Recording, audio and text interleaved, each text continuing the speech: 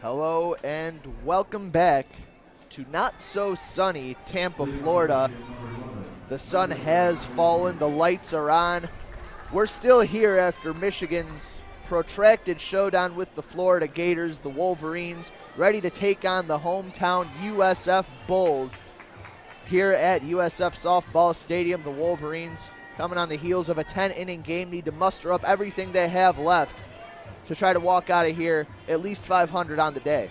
Scheduled start time for this one was 7 o'clock. They've sped that up. That was somewhat to complement the USF Bulls ring ceremony for winning the American Athletic Conference Championship last season, but right at 6:52, we're about ready to get underway. Natalie Peters starting things off against the lefty Hannah Parker for the South Florida Bulls.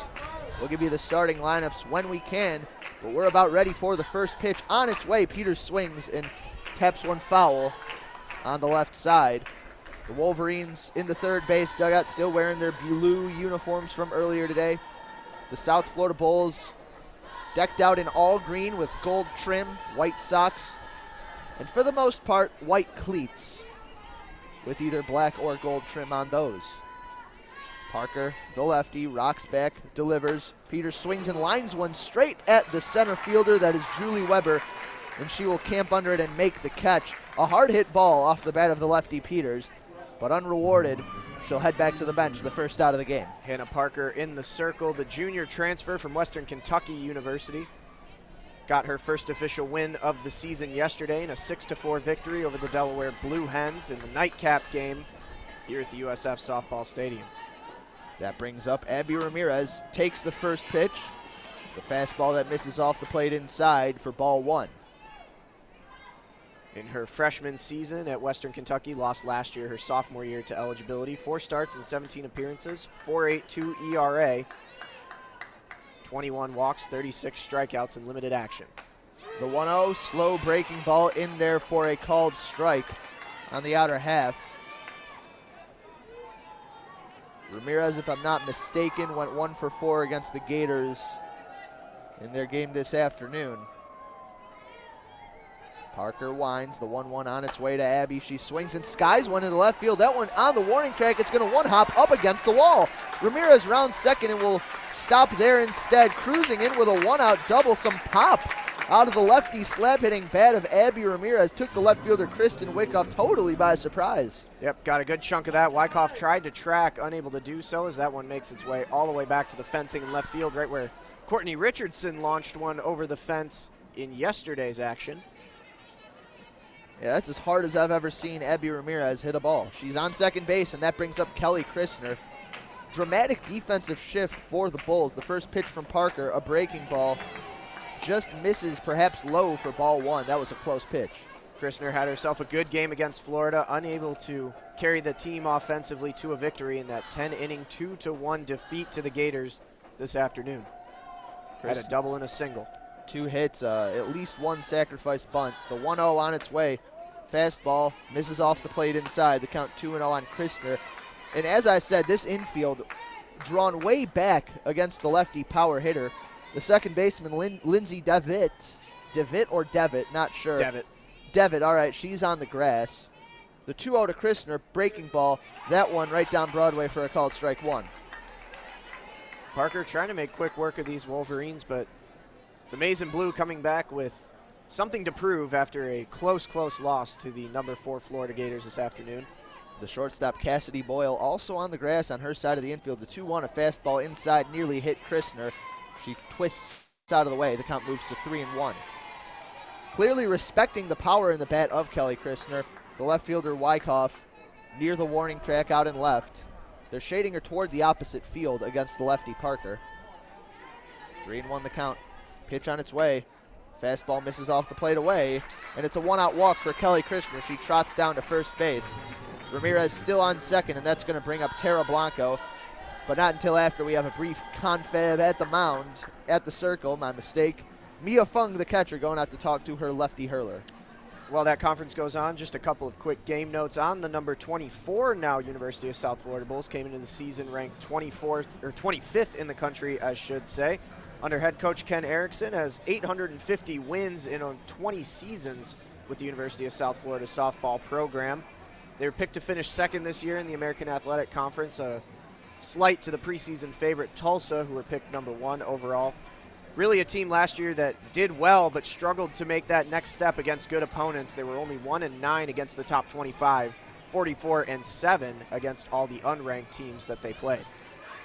And we saw several players honored before this game. It caused a bit of a delayed start for being the conference champions last season. Tara Blanco at the dish now.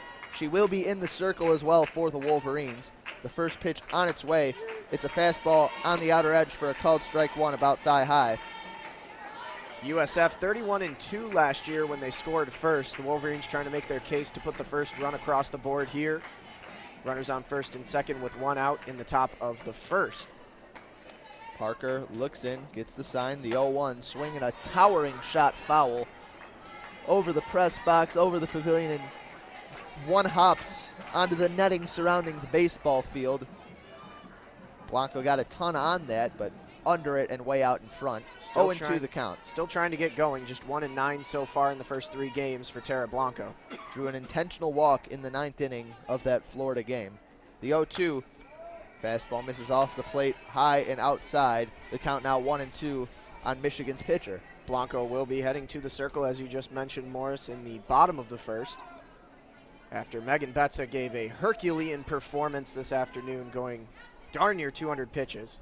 The 1-2 swing and a line drive up the middle. That one's going to get through a base hit. Rounding third and heading home is Peters.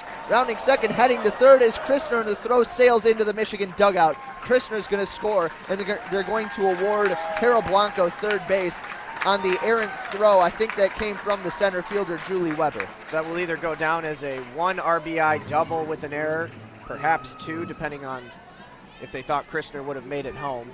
Doubtful. Stick with me, JP. I think it's a single with an RBI, moving to second on the throw and to third on the error, and the second run's going to score without an RBI. 2-0 Michigan here in the top of the first inning, and Taylor Swearingen steps to the dish. Swearingen will be playing first base today, replacing Aiden Falk, who played in today's earlier game, and she clobbers one down the left field line. Foul, but that had home run distance and then some. Got every bit of that one, did Swearingen. Just needed to time it up a little bit more and straighten that out, keep it in play. Would have been a no-doubter had she gotten all of it in the right direction. I was wondering how the Wolverines would adjust to, playing a night game after a long layoff, after a 10-inning game, but they've come out the gate hot. The 0-1 pitch misses outside for ball 1. The count 1-1 on Taylor Swearingen. The righty with a long blonde ponytail. Stands in the middle of the batter's box, a wide stance. Weight on her back foot, rests the bat on her right shoulder.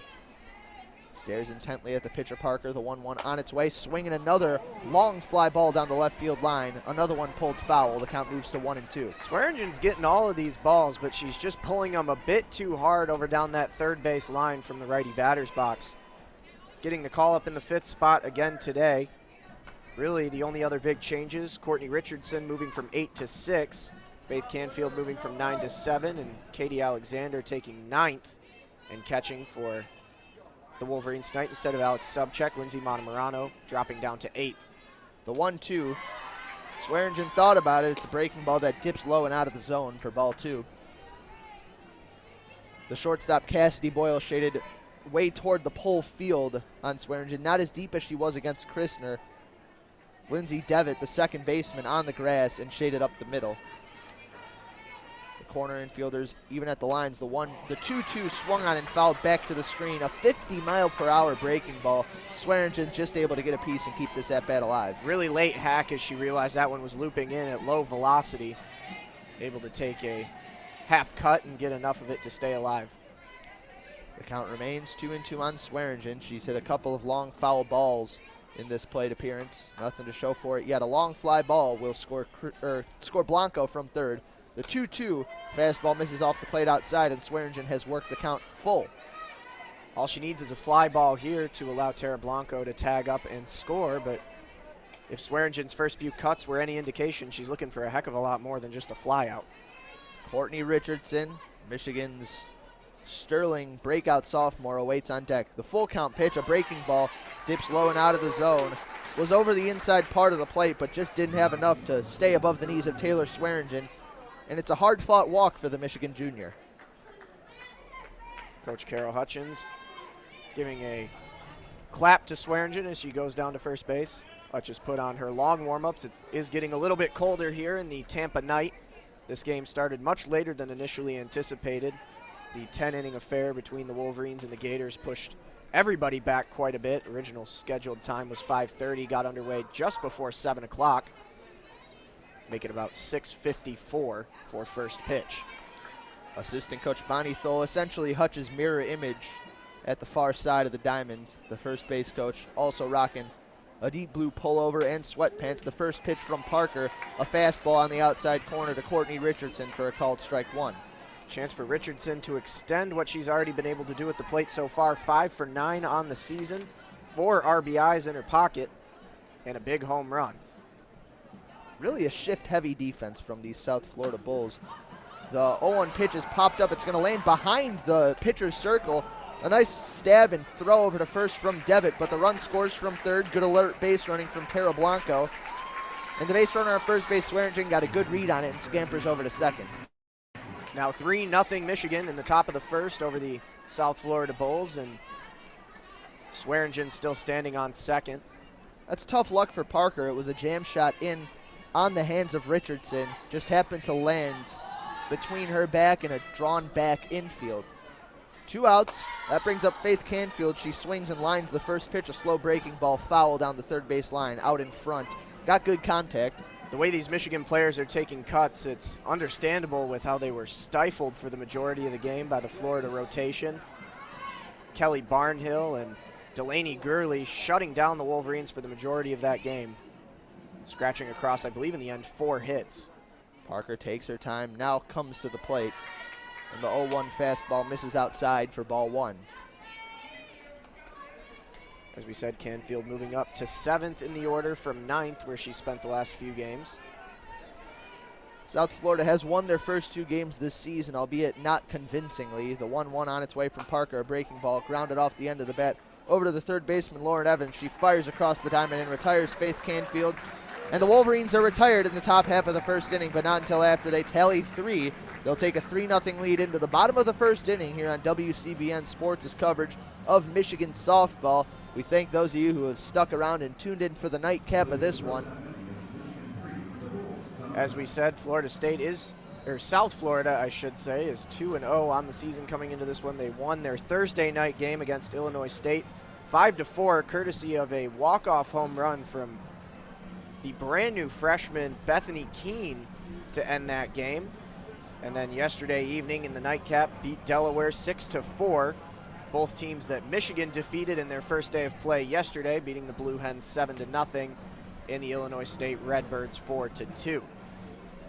Neither, particularly impressive wins, especially given that they have the benefit of playing in front of their home crowd.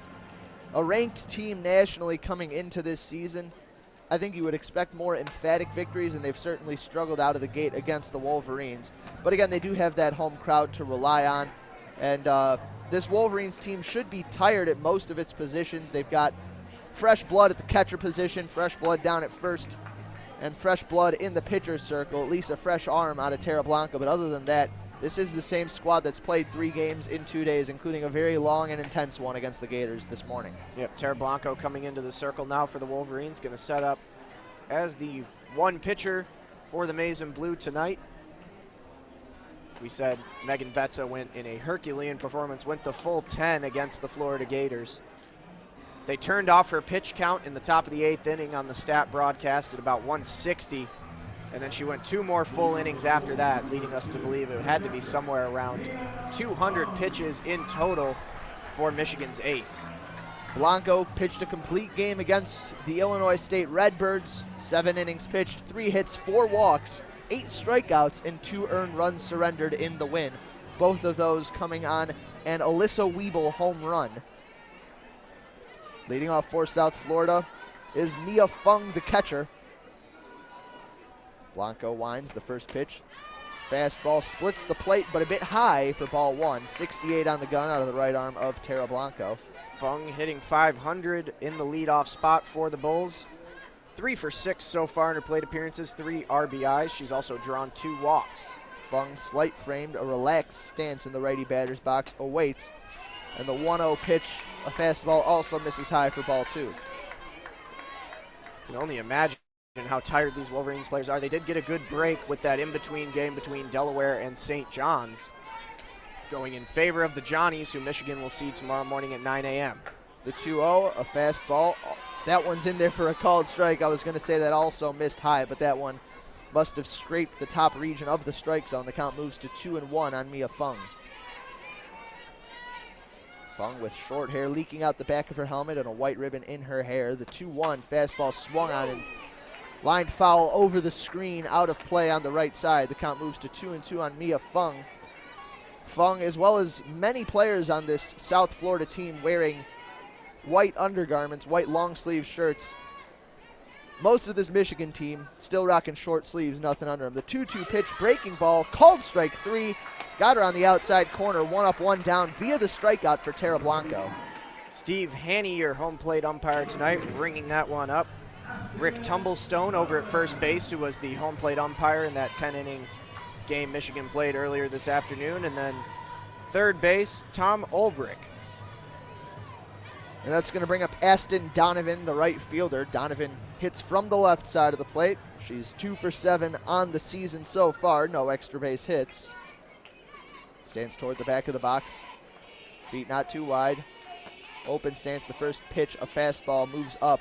She actually starts with her feet close together and takes a step as Blanco enters her movement toward the plate. An interesting approach. Pretty good speed from Blanco on that one. 69 as it climbed the ladder on the gun. The 1-0 on its way. Breaking ball misses in the dirt for ball 2. The infield shaded in on Aston Donovan, especially at the corners where Lindsay Montemarano and Tara Blanco await. The outfield shaded straight away, respecting the lefty's power. The 2-0 fastball splits the plate for a called strike 1. Good comeback pitch there from Tara Blanco, trying to bring in that control early on. She throws harder than Megan Betza and sometimes loses a bit of touch because of it. Still adjusting to her new role as the number 2 in the rotation. Swing and a drive into right field. That one's going to drop right in front of Natalie Peters for a base hit. A 2-1 pitch down in the zone. Donovan, kind of a half-chop swing to knock that one out into right field. Yeah, she doesn't have a typical slap hitting approach at the plate, but still had that run up and drive. Considerable power on that from Donovan. A line drive into right field, no doubter. She's on first base. And now we get to see whether or not teams are going to test the arm of Katie Alexander and how she will respond. Julie Weber, the center fielder, a lefty at the plate, swings the first pitch, rolls it slowly toward Ramirez. Fields fires to first, and they got Weber by a fraction of a second. Very close play. Ramirez had to be quick with that one, and she was. Strong throw from Abby Ramirez over to Taylor Swearingen, making the extension for the out at first. Takes a little bit of pressure off, leaving just the runner on second now with 2 down. Quick at bat for Weber. Lindsay Devitt, the righty second baseman at the plate for the USF Bulls. Just 1 for 7 on the season for Devitt, 143 average. First pitch from Blanco, fastball. That one misses low for ball 1. Aston Donovan, the runner on second base. She's got wheels, and with the outfield playing straight away, will likely score on a base hit out of the infield. The 1-0 on its way from Tara Blanco. Fastball misses down and in for ball 2. Both Michigan pitchers today have struggled to find the strike zone early, both in the early innings and early in the counts in those innings against their opposing lineups.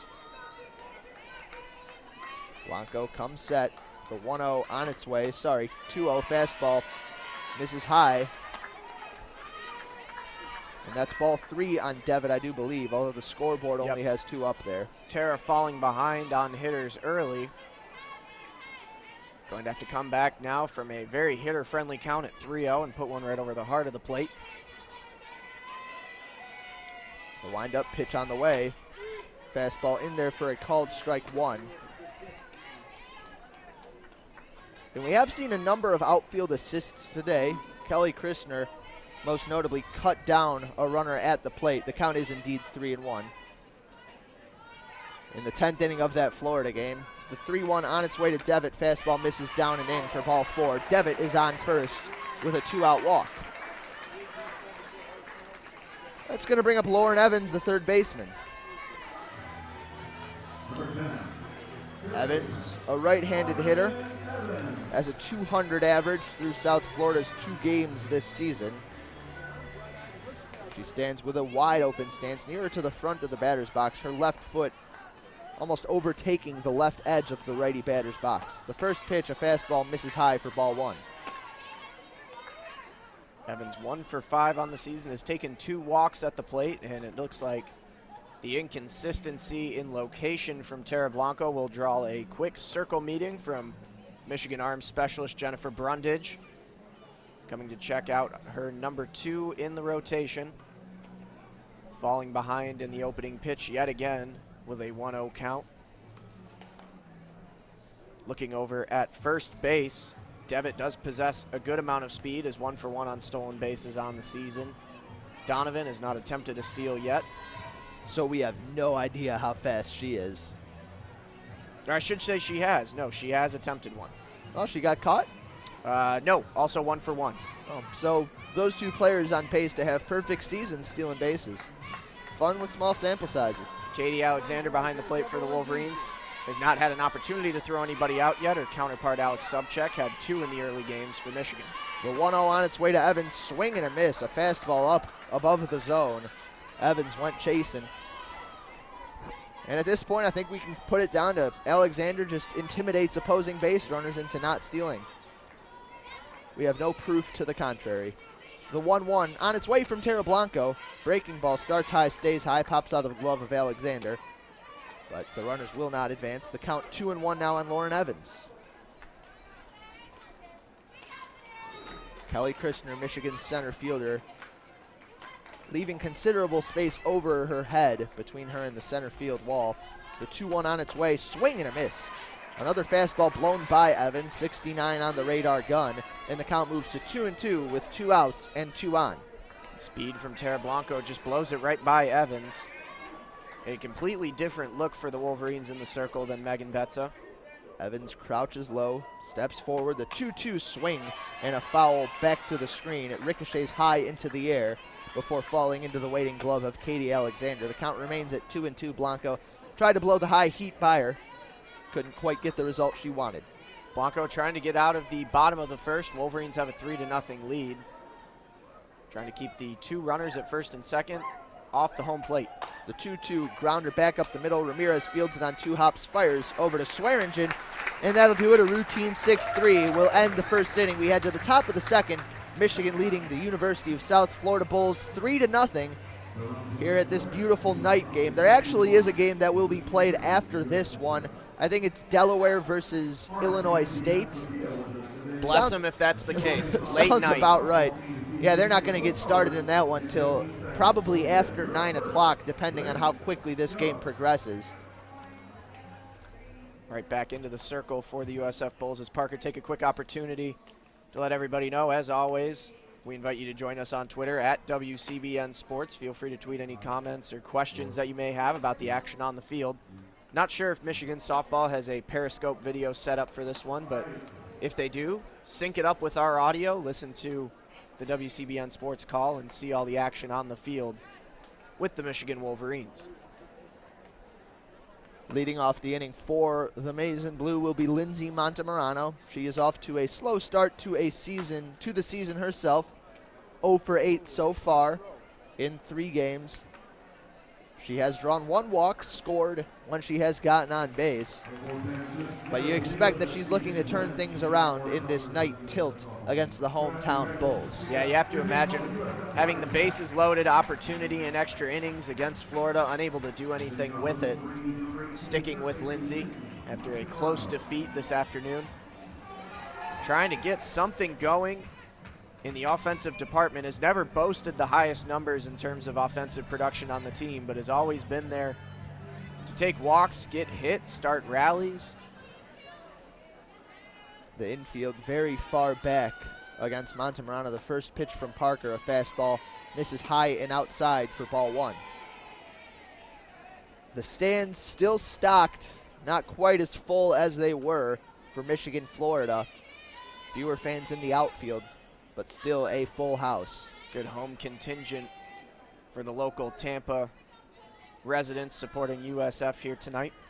Still plenty of maize and blue to be found spotted throughout the stadium. Michigan. Surrounded by plenty of them up here on the upper mezzanine. Michigan always travels well no matter the sport. 1-0 the count, pitch on the way. Fastball again misses out of the zone, outside. The count moves to 2-0 on Lindsay Montemarano. And you know, I'm of two minds as to what her approach is going to be here. One would think that, you know, you see a good pitch to hit, you want to unleash to break out of the slump, but at the same time, things aren't really clicking for her today. Maybe she'll be taken all the way. The 2-0 breaking ball.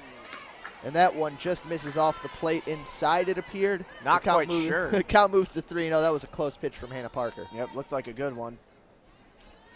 She'll feel hard done. Monty steps right up to the innermost line of the batter's box. She'll be taking all the way and looking to lower the strike zone. She steps all the way to the back of the box as well as the fastball goes by for strike one. Now got the green light here in the 3-1 count, most likely to swing away if something looks good. Again, the scoreboard operator has it at a full count, 3-2. It is 3-1. Parker takes her time, shakes off some signs, now gets it. The 3-1, Monty squares to bunt, pulls back. A called strike anyway. The count moves to 3-2. Interesting gambit from Michigan's third baseman. Now the count runs full. Monty's big selling point at Media Day was trying not to let the pressures of the game get to her. Trying to have fun, and that's how she's going to break out of this slump. Can't see it as a slump, just has to go one at-bat at a time. The 3-2, swing and a miss, and an ugly one at that. It was a slow breaking ball, and Monty was looking fastball the whole way. She's down on strikes, and that's the first out here in the top of the second inning. Streak continues for Monty as she heads back to the dugout to try and figure something out for her next go at it. You know, I think that bunt would have been a good idea. These corner infielders for USF play farther back than any team deep. that I've seen. Everybody's very deep in the infield. That brings up Katie Alexander, swings the first pitch and chops it foul down the third base line. This is Alexander's first at bat of the season for the Wolverines. So talk about sample size. There is none on Katie Alexander other than what we saw last season, which was pretty average production, but in a Wolverines lineup didn't quite cut it. The 0-1 swing and a high fly ball toward left field. It's going to drop short of the warning track and into the glove of Kristen Wyckoff. Off the bat, looked like she might have gotten more of that. It was a good trajectory, but I think it was more toward the end of the bat than on the barrel, and not a difficult play for the left fielder Wyckoff. 2 up, 2 down for the Wolverines here in the top of the second. Especially with the depth at which that outfield was shaded, and looking again now, the center fielder Weber is now scooting way up and in towards left center for Natalie Peters, who got a good grip of one in her first at bat today. First pitch on the way from Parker. Fastball misses high for ball one. Peters 0 for 1 on the game today, 4 for 13 on the season. Had a very good day yesterday, struggled a little bit against the Florida Gators, but who in this lineup didn't other than Christner? The 1-0 on its way, breaking ball, Peters takes, and it's a called strike on the inner half. Natalie Peters representing our new favorite named combo, the Slap Sisters, her and Abby Ramirez at 1 and 2 in the lineup for the Wolverines. Bit of an homage to the Bash brothers of Mark McGuire and Jose Canseco. Could not be more the opposite in terms of their production on the field. The 1-1 pitch, another slow breaking ball that drops in there above the knees for a called strike 2. Parker, in my opinion, playing with fire, throwing something that soft, but it's gotten the job done as a change-up off-balance pitch to these Wolverines hitters. Massive gap up at the middle. The 1-2 on the way, swinging a foul ball off the feet of Natalie Peters. The third baseman, Lauren Evans, pointing down the first baseline to indicate that Peters may have fouled that off herself when she was out of the box. She's not going to draw the call. The count remains 1-2. And Peters does push it about as far as she can, making contact right at the edge of that lefty batter's box. The 1-2 on the way. Swinging a line drive down the left field line. That one's going to drop foul. Good piece of hitting from Natalie Peters. Missed out on a single, maybe a double by a matter of a few feet. She's gotten good pieces of a few pitches tonight. Something that was evading her in that Florida game, but overall, not bad production so far. 308 on the season at the plate for the Wolverines. Given how intensely these defenses shift against these slap hitters, it's a wonder they ever find any gaps. The 1-2 fastball misses high, a check swing from Peters. She did not go around. The count now 2-2. Yeah, you can't stress enough, and if you're not watching the Periscope, it's kind of hard to explain how weird it is to watch these shifts that USF has shown early on in this game. Leaving nothing to chance, I guess, in terms of their scouting reports and what they must have on Peters. The 2-2 pitch up and in. It hits Natalie Peters on the hands. She'll head down to first base. That one barely nicked her. Looked like the kind of thing that might have hit the handle of the bat. And it sounded like it did on the initial kind of plunk as it came up in there, but home plate umpire Steve Haney says nope. It was a muted plunk. It must have caught some of the body. Peters did not hesitate to take off down that first base line.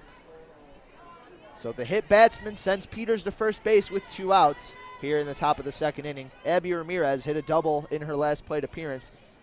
Kristen Wyckoff, the left fielder, respecting her power a lot more. She hits one on the first pitch, a 2-hopper to third. Fielded by Evans, she fires across to Bethany Keene at first base and retires Abby Ramirez. So Peters gets on with 2 outs, but nothing doing for the Wolverines. They scored none. They don't add to their 3-0 lead, which remains as we head to the bottom of the second inning here at USF Softball Stadium in West Florida.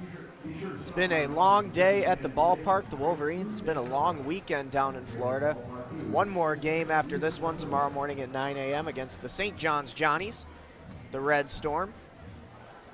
I'll tell you, JP, my body, my spirits, and my voice are all exhausted after that early tilt with the Florida Gators. I can't imagine how these players are still even standing, you know, especially after taking in so much sun. Their bodies can't be used to it after spending the winter in Ann Arbor, but here they are out there and excelling here in this second game against the USF Bulls. Morris and I caught the the tail end of the Florida and St. John's game before they played Michigan this morning. We sat down there, I don't know, maybe about an inning and a half, and we were burning up, so we came back up here into the shade. It was hot down on the field. The sun was beating, and I got a little burned on the nose, on the cheeks, and going to head back to Ann Arbor with a little bit of a peel tomorrow. The only light shining down is artificial. The only way you're getting a burn from these lights is if you get way, way, way too close. And that would be a dangerous proposition indeed. There don't appear to be any stable platforms around those lights. Somebody's got to change those bulbs. You ever think about that? What a job that must be to change the bulbs on stadium lights. I'll bet it pays well to take that kind of a risk. Good life insurance. Bethany Keene, the hero from Thursday's game, leading things off for the USF Bulls against Tara Blanco. Blanco gave up a hit and a walk, but escaped the first inning without giving up any runs. The first pitch to Keene is a fastball that lifts high for ball 1.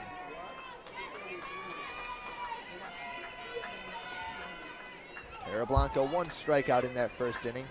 Infield and outfield shaded straight away against the lefty Keene, who is crouched low in that lefty batter's box. Swings and skies one down the right field line. Peters ranging over, straddling the foul line. She makes the catch in right field for the first out of the inning. Keene just missed that one. Good bit of contact, but it hung up long enough for the speedy Natalie Peters to make the catch. Yeah, Peters had another catch in that Florida game out in right field. Looked like it was going to get all the way back up to the wall, but did a great job of tracking it over the shoulder and making an over-the-head grab to save the Wolverines some trouble in extras. Kept that game going. That'll bring up Samantha Sam Worrell. The first pitch from Blanco, an off-speed one, misses off the plate away. Worrell's 2 for 6 so far on the season. Already has 2 Ks in the column. Tara Blanco, meanwhile, does not have a K so far tonight. A wide stance from Worrell. Weight all on her back foot. Looks coiled up and ready to unleash. The fastball on 1-0 misses high for ball 2 from Tara Blanco. Should say Tara does have 1 strikeout so far tonight. A long, nearly waist-length brown ponytail extends from the back of her helmet. Wearing a white splayed-out ribbon.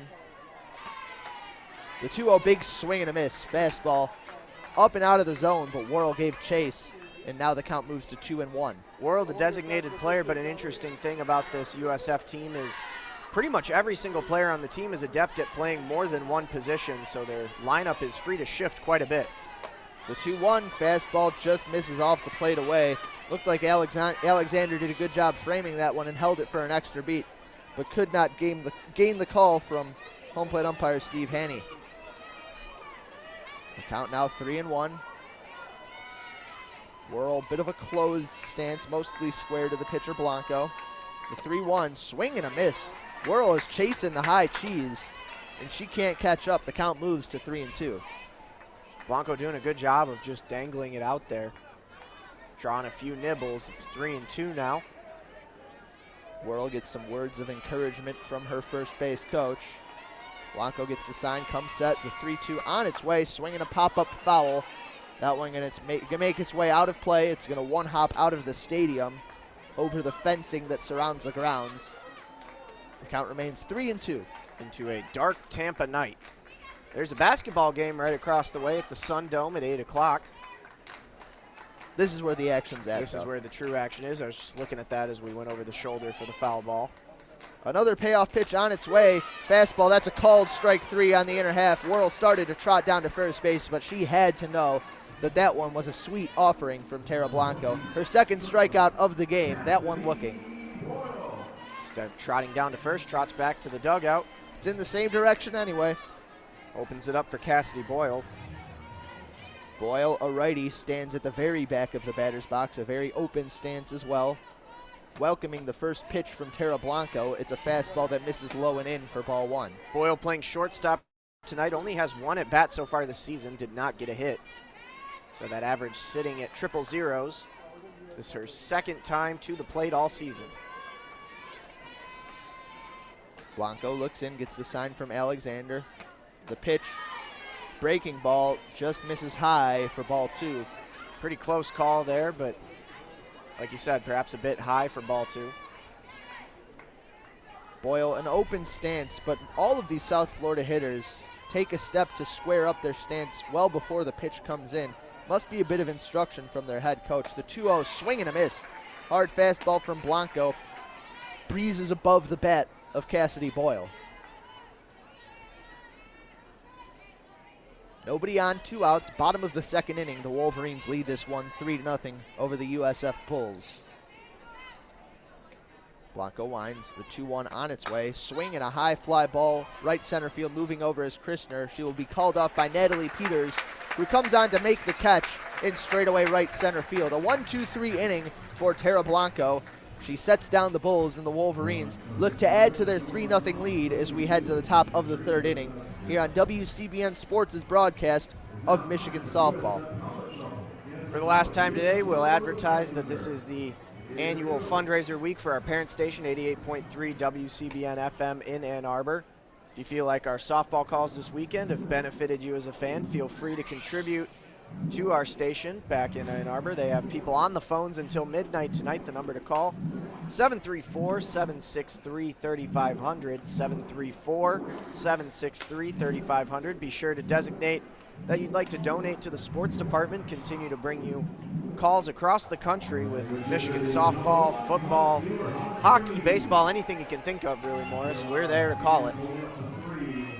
We were able to get in this weekend, and there was nobody else to cover these games, so we're glad that we've been able to provide that service for Michigan softball fans trying to catch the first action of the season. Yeah, we already named a base hit after Griffin Hickman, the first base hit of that Michigan-Florida game. And the subsequent run afterwards as well as a bonus, although he only paid for the base hit. Yeah, I believe Joe Gregoria also donated to us and asked for Freebird as a request. Happen. If there is a long ball in the sky, Morris, I will interrupt you and yell Freebird. And if not, I'll do it maybe for like the last out of the game. The most beautiful thing about broadcasting via YouTube is that if you miss the number for donation, you can always just rewind and catch it again. No excuses. The first batter this inning is Kelly Christner, and the first pitch is a slow breaking ball in there for a called strike 1. Tax deductible, too. Also a really good point. I don't know the first thing about taxes, and I did my own last year, Jeremy. Wow. I just donate out of the goodness of my heart. The 0-1. Fastball misses low and away for ball 1 on Kelly Christner. Christner trying to get back to where she was earlier today against Florida. Had a walk in her first at bat, had a double and a single in the game against the Gators earlier this afternoon. Broke her out of a mini slump. The 1-1, she squares to bunt, pops it up short of the circle, and it'll be Parker taking it herself. Christner going to be displeased with herself not getting that one onto the dirt. Yeah, crafty decision, but just got right underneath that pitch, popped it up. Popped it up, and an easy pickings for Parker. Good job charging to grab that one. If that hit the dirt, it would have had a lot of backspin on it, and it would have been a difficult play. But that's the hazard of popping up the bunt in the first place. That brings up Tara Blanco. Single her last at-bat, swings and lines one foul down the left field line. That one almost decapitated Taylor Swearingen. She backed out of the way. No balls, 1 strike on the Michigan righty. An RBI to go along with that single that landed her on third base with indifference and an error. And a second run scored as a part of the error as well. The 0-1, fastball misses outside for ball 1 to Tara Blanco. Blanco now up to 2 for 10 on the season. Still an intimidating, imposing figure in this lineup. Imposing enough that Florida opted to walk her even with Delaney Gurley in the circle. The 1-1, fastball just misses a little high for ball 2. Gurley, for my money, maybe the best pitcher in the country. There's a lot of very good pitchers, but that whole Florida staff, I think, is a combination of 3, maybe 4, depending on how Chronister pans out. Just the best rotation unit, an embarrassment of riches, but Michigan saw that firsthand this afternoon. Can't help but marvel. They held the Michigan lineup rich in its own right as the 2-1 pitch is a fastball. Actually scratched that, a hard breaking ball. Either way, it splits the plate for strike 2. Michigan, a very talent-rich lineup in its own right, held to 4 hits over 10 innings and 0 runs over 3 innings with a runner starting on second base due to the tournament rules. The 2-2 on its way. Check swing from Blanco. A fastball misses off the plate away. The appeal down to first base. She did not go, and the count runs full.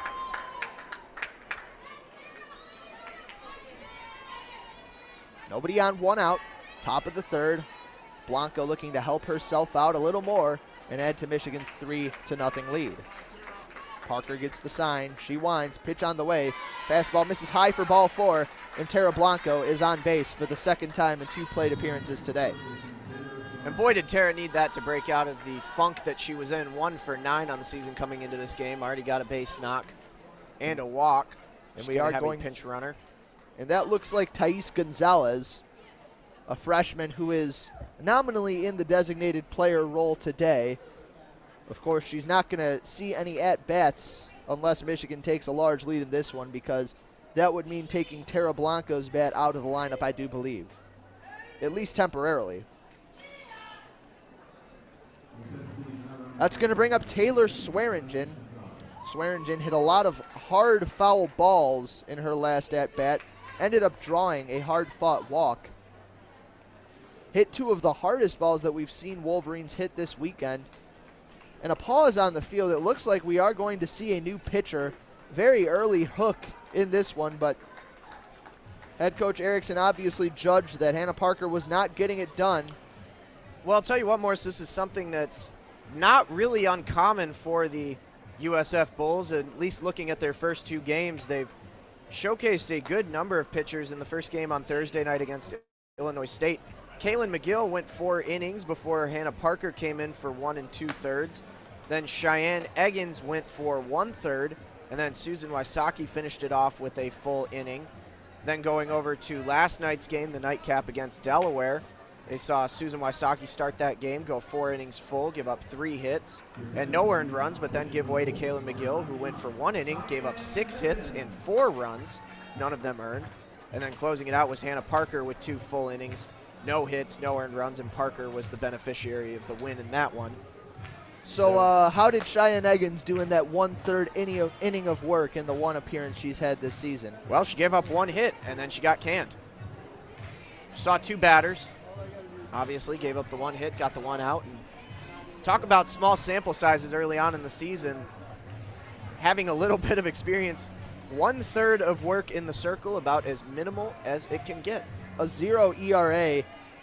Her walks and hits per innings pitched is listed on Stat Broadcast as infinity. That can't be right because awesome. she has an out to her name. She should never pitch again if that's the case. The first pitch on its way to Swearingen as she defies your wishes and throws a fastball low for ball 1. She'll never again have infinity next to her stat line.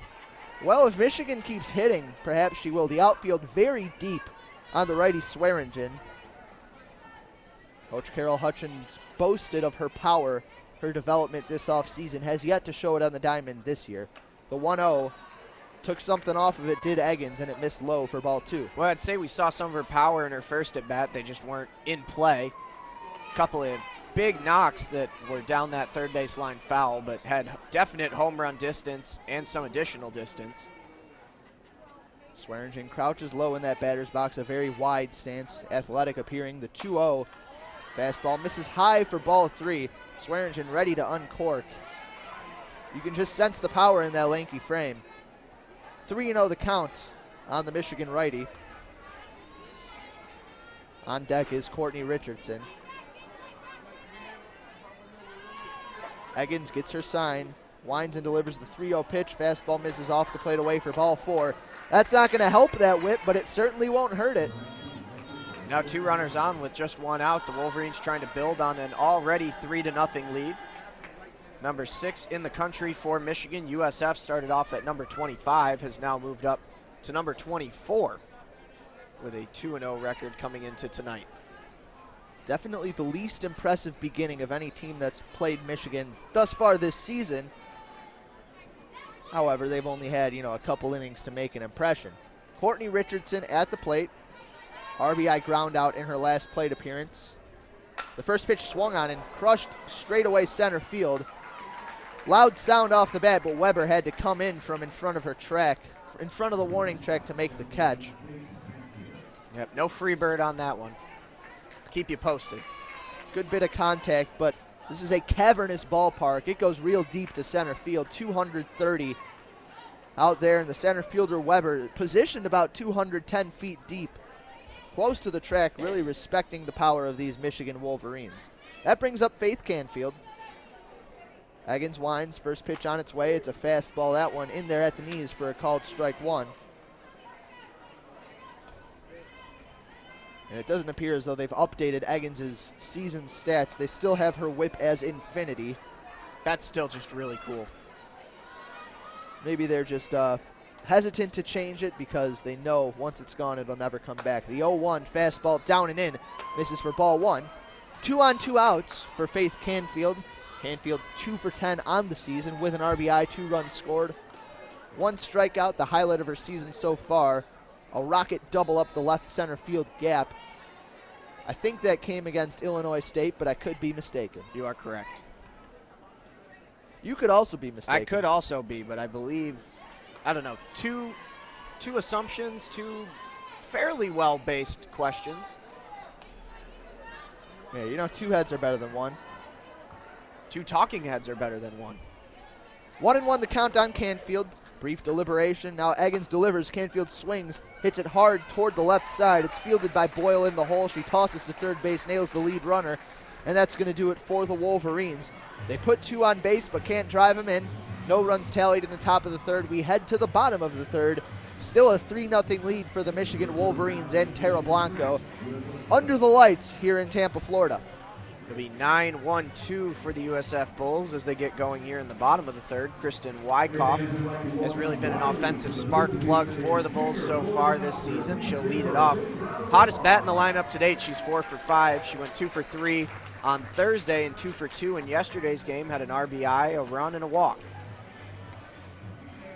And it seems like the Wolverines are running into a bit of trouble given how deep this USF Bulls infield is playing them. A couple of ground balls that, maybe they land through for a base hit. Maybe they trickle through against teams that are more aggressively positioned. But against this Bulls team, they have yet to really take advantage of their position. Michigan's up 3 runs, but it doesn't really feel like they've done a whole heck of a lot in this game so far. Everything feels kind of sluggish. Perhaps that's maybe just a product of us being here for so long, them being here for so long. And Yeah, we could just be projecting. We are only human. So it'll be Wyckoff leading things off, followed up by Mia Fung and Aston Donovan. Donovan, the lone USF Bull to record a hit in the game so far. Michigan's got, if I'm not mistaken, 2 hits and 3 runs.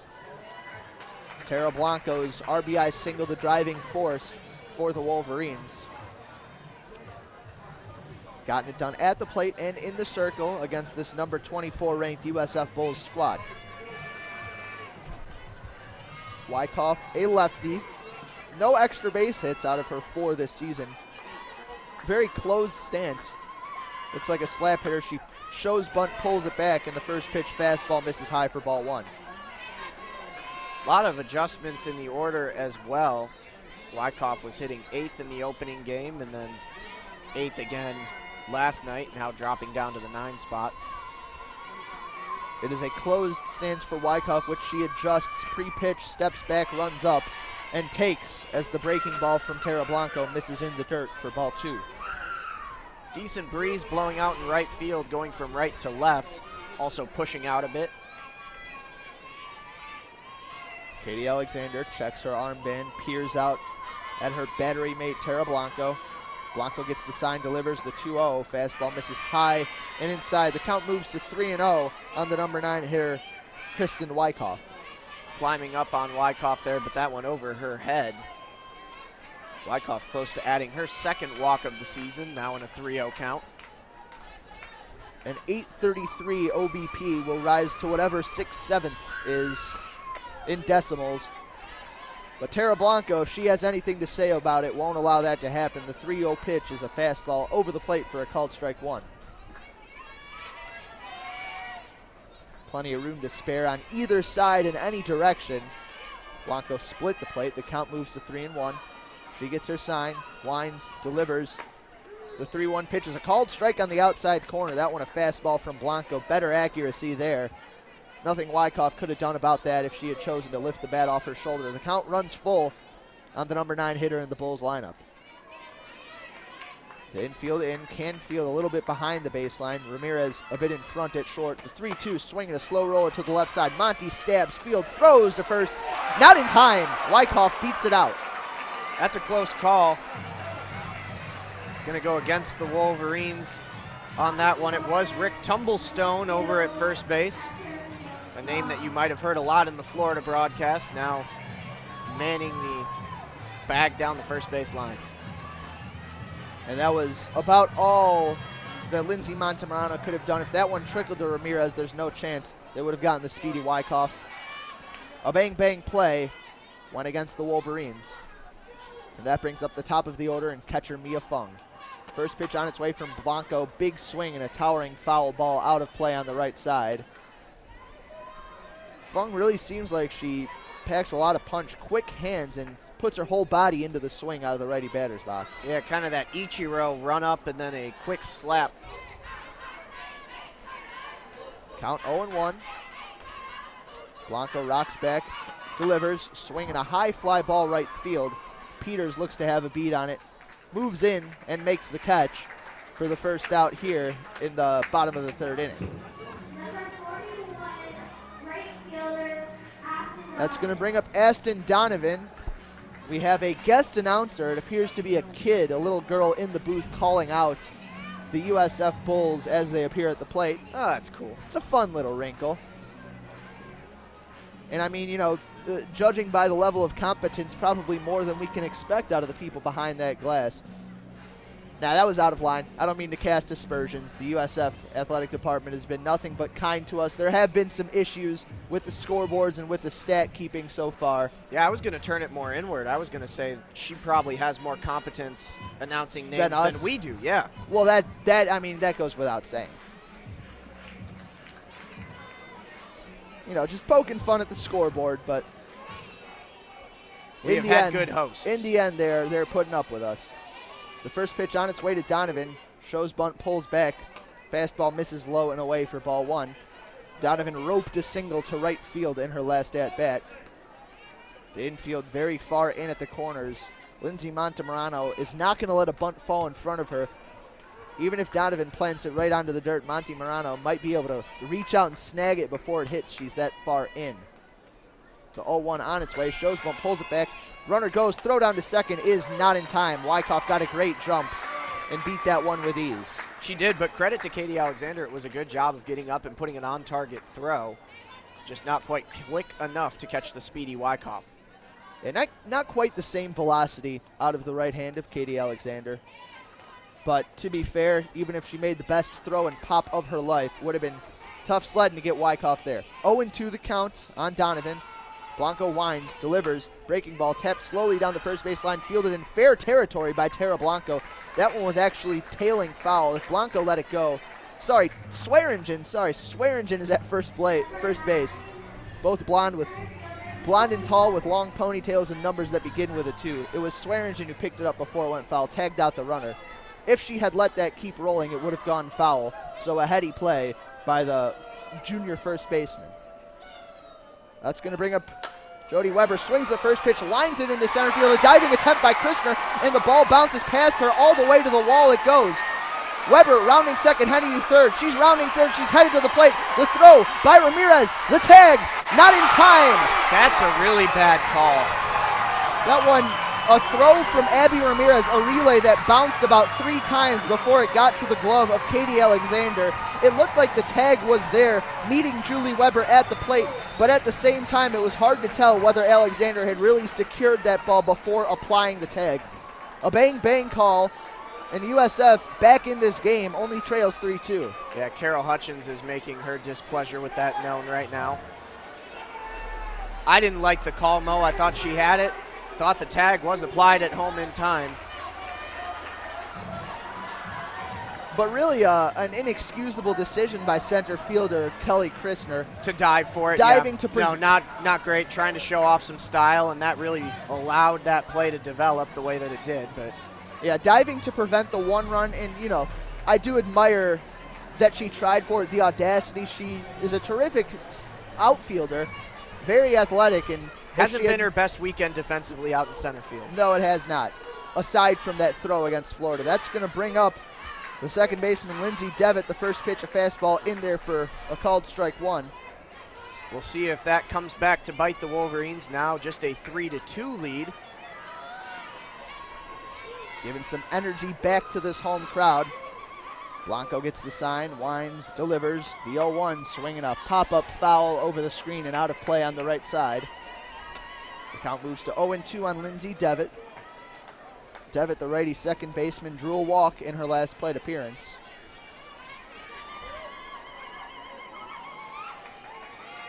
And Christner is still going to have plenty of opportunities to atone. Yep.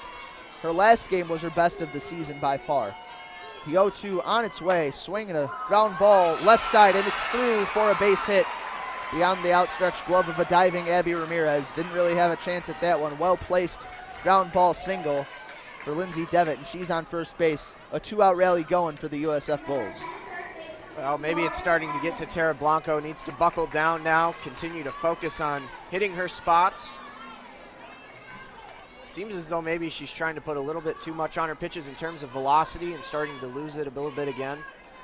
That's going to bring up the third baseman, Lauren Evans. Swings at the first pitch, drives it in the right center. Natalie Peters coming on, the ball tails right into her glove as she runs toward the right center field gap, and that'll do it for the USF Bulls in the bottom of the 3rd inning. They tally 2, get a little bit closer to the Wolverines, who will have to respond. Their lead cut to 1. They lead 3-2 here on WCBN Sports' broadcast of Michigan softball. And Carol Hutchins looking none too happy in that huddle in front of the Michigan dugout. Yeah, that's the most impassioned we've seen Coach Hutch so far this weekend, I think. I don't think we saw that kind of furor in the Florida game at all, but really not pleased with the 2 runs up on the board in that inning for the Bulls and sending her team right back out there to try and earn them back. I would not want to be in the huddle at that point with a angered Coach Hutch. Yeah, it was an unwise play from Kelly Christner that set that rally in motion, but even before that, it was a case of the speed of Kristen Wyckoff causing problems for Michigan. First beating out an infield hit, a bang-bang play at first base, swiping second, got a great jump on Tara Blanco. Not much Alexander could have done, and she was going to score on that base hit no matter what Kelly Christner did. So the mistake results in 1 run scoring, but even if she keeps that one in front of her, maybe the run moves up to second and scores anyway. As it stands, 2 runs are in, regardless of what contingencies may have occurred. Not a lot can be said about it. Still didn't like the call at home plate on the inside the park home run. Not a lot can be said about it, but here I am blabbering for about 30 seconds straight about it. That's all right. Bit of horseradish behind home plate there. You're displeased with the call. I thought it might have been pretty fair. Hard to really know. Our vantage point is a pretty good one, to be fair. You are about 7 inches closer to the play probably than me. Lindsay Montemarano will start things off for the Wolverines against Cheyenne Eggins. Eggins winds the first pitch to Monty. A fastball misses low for ball 1. You dubbed Lindsay Montemarano America's third baseman. Perhaps hyperbole, perhaps not, but Monty just trying to straighten herself out on the offensive side of things. Still looking for her first hit of the season. Round ball back up the middle, deflects off the glove of Eggins, fielded by the shortstop Boyle, and she'll fire over to first to retire Montemarano. Bit of bad luck, or a good reaction from the pitcher Eggins. That one looked like it had eyes for center field. Yep, Monty now 0 for 10, but that was a better at bat probably in terms of getting on top of the ball than we've seen in a few of hers. So perhaps things may be starting to perk up for the Wolverines' third baseman at the hot corner. That brings up Katie Alexander. Eggins winds the first pitch, swinging a line drive down the left field line, hooking foul. Alexander has made good contact down that line a couple times, has yet to straighten it out. Flew out to shallow left field in her last plate appearance. This is just her second plate appearance all season. Again, this is her first start for the Wolverines behind the plate. It's been Alex Subcheck in the first 3 games. Eggins winds the 0-1, swinging a pop-up. The catcher coming out, trying to make the catch. It drops, and it's in play. It was Mia Fung, a sliding attempt. She touched that one about aligned with the third base line. It trickled into play. It's a fair ball, and Alexander down at first base on the defensive miscue. Thought she almost was able to recollect and make a Julian Edelman-like play from the Super Bowl there, but alas, that ball did hit the ground. So Alexander on first base. Looks like they're going to rule that an error on Mia Fung. And that'll bring up Natalie Peters in the top of the order. Should have been Fung's play to make, and that was her gaffe. Now Alexander standing on first. Eggins winds the first pitch to Natalie Peters. Fastball misses low and away for ball 1. With a base runner now, Wolverines trying to cut back. Not cut into their lead, but extend their lead after it was cut into by the Bulls squad in the last half inning. Trying to strike back, respond to the Bulls' aggression. Peters has seen the ball well today. A hard line out to center field and a hit by pitch in her 2 plate appearances so far. Eggins winds the 1-0. She takes, and it's a fastball on the outside corner at the knees for a called strike 1. Peters had a little bit of pop in her first at bat, had a fly out to left center. Showed that she can get underneath the ball and drive it a little bit. 1-1, 1 on, 1 out. The Wolverines clinging to a 1-run lead here in the top of the 4th. The pitch on the way from Eggins, swinging a slow roller, fielded by the shortstop Boyle, flips over to first base and retires Natalie Peters by a step. Good throw on the run from the shortstop Cassidy Boyle. Alexander advances to second on that one. Boyle has been very active in the field for the USF Bulls today. That'll bring up Abby Ramirez. Ramirez 1 for 2 with a double and a ground out. That double over the head of Kristen Wyckoff back in the first inning. Eggins gets her sign, winds. The first pitch to Abby Ramirez, swung on and hit on 1 hop over to Boyle. Fires over to first and gets Ramirez. A routine ground out to Cassidy Boyle. She has been excellent on defense for the USF Bulls so far, and she sets down the Wolverines. We head to the bottom of the 4th. The Wolverines still lead this one 3-2 here at USF Softball Stadium. The hometown Bulls have the momentum on their side against the Wolverines hurler Tara Blanco. Night has fallen. The stadium lights shining bright here in Tampa. It's been a good trip. Sweet Caroline playing over the speakers. Perhaps that will portend good omens for this Michigan Wolverines squad. They've got the middle of the lineup coming up next inning against Eggins, who came into this game with an infinity whip but has since lowered that a good deal. An order of magnitude that can't really be calculated. Tara Blanco coming back into the circle, trying to erase the memory of that last inning of work in the bottom of the third. Gave up 2 on the inside the park home run off the missed dive by Kelly Christner that's got its way out into center field, and then a close play at home plate brought around the second run. And they are going to call it an inside the park home run because I don't think you can credit Christner with an error. She made a diving attempt, difficult play. Yeah, it was a very difficult play. It's unfortunate that it turned out the way it did, but the result of the play is that Tara Blanco has only surrendered runs this season on 2-run homers. Yep. So she just needs to prevent people from getting on base, and, you know, problem solved. Bethany Keene will lead things off. The lefty first baseman, 0 for 1 on today's game. Flied out down the right field line in her first at-bat. South Florida with 2 runs on 4 hits. They've committed an error. Michigan 3 runs on 3 hits. No errors. Blanco gets the sign, winds, and delivers to Bethany Keene. She swings and pops one up into left field. Richardson has a read on it, settles under it, and makes a catch. Barely had to move, took a few steps to her left to make the play. 1 pitch, 1 up, 1 down for the Bulls here in the bottom of the 4th. Had a similar at bat before, but Keene in the first game of the season for the Bulls was the hero. The true freshman out of Bradenton had the walk-off home run that won it for USF over Illinois State 5-4. It's going to bring up Sam Worrell. First pitch fastball in there for a called strike on the outer edge from Tara Blanco, spotting it well below the belt. Infield and outfield shaded straight away on the righty Worrell. A square, calm stance. The 0-1 on its way. Breaking ball popped up left side. Ramirez ranging into the outfield. Quickly called off by Courtney Richardson. And both outs of the inning have been hit her way. 2 up, 2 down for the Bulls on 3 pitches. 2 quick outs for Tara Blanco here in the bottom of the 4th. Moving things along at a nice pace. And that's going to bring up Cassidy Boyle. She's been a defensive stud today, but the righty hitter looking to get things going on the offensive end. 0 for 1 on the game so far. The first pitch on the way from Blanco. Breaking ball misses high for ball 1. The first ball of the inning thrown by Tara Blanco. And there go the dreams of a 4-pitch inning. Nobody on, 2 outs for the Bulls. Working their way quickly out of this 4th inning. A fastball swung on and clipped foul back to the screen. High up on the screen before it's caught by Alexander. The count moves to 1-1. It was a fastball up in the zone and Boyle couldn't catch up. Infield and outfield straight away against the righty shortstop.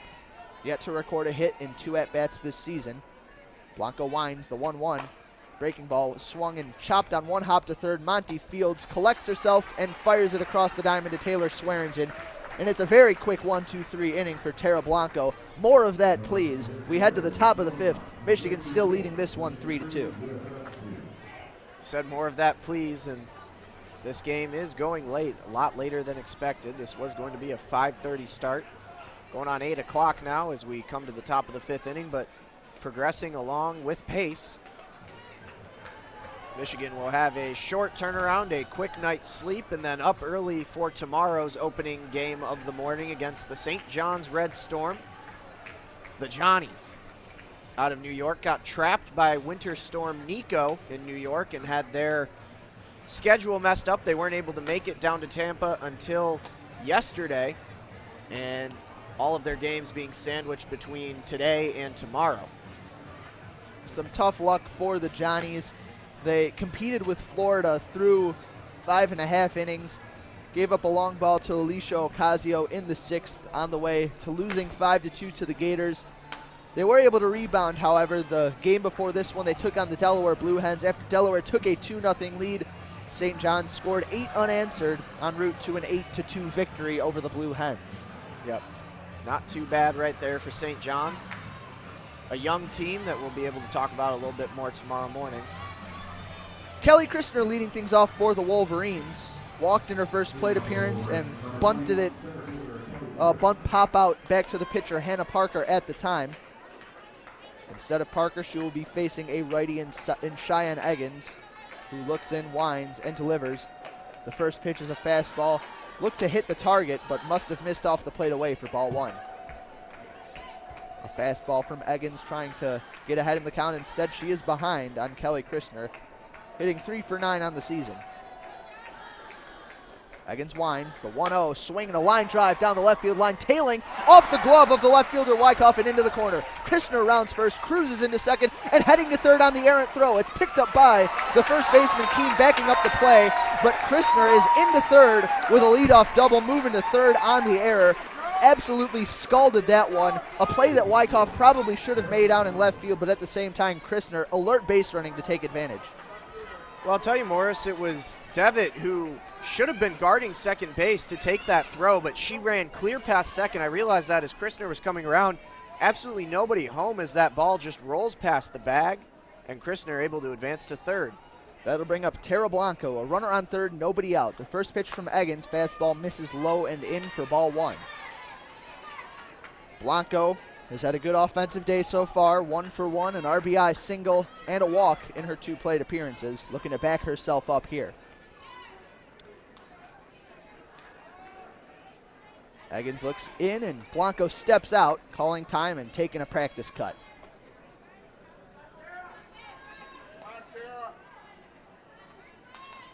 Fans cheering her on, infield and outfield straight away. Swinging a pop-up behind the infield. It's going to be a long run for the center fielder Weber, but she settles under it, makes the play, the throw home, right on the money. Kelly Christner faked to go home, but wisely returned to third base. Would have been a dead duck had she gone. An unproductive pop out for Tara Blanco, and still a runner on third, now 1 out for Taylor Swearingen. Swearingen will take a crack at bringing Christner around, and the Wolverines with just a 1-run lead trying to add on. It would be a shame if they're unable to bring Christner home. On third with none out. Swearingen, fly out. A pair of walks in her 2 plate appearances today. The first pitch on its way from Eggins.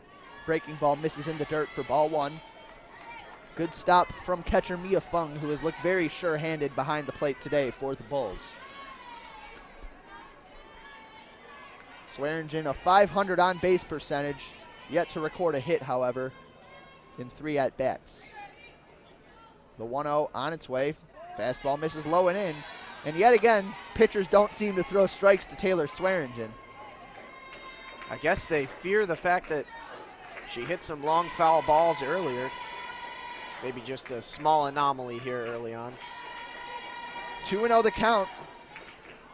Eggins looks in, rocks back and delivers. Swing and a miss from Taylor Swearingen. A fastball that may have been ball 3, up and outside.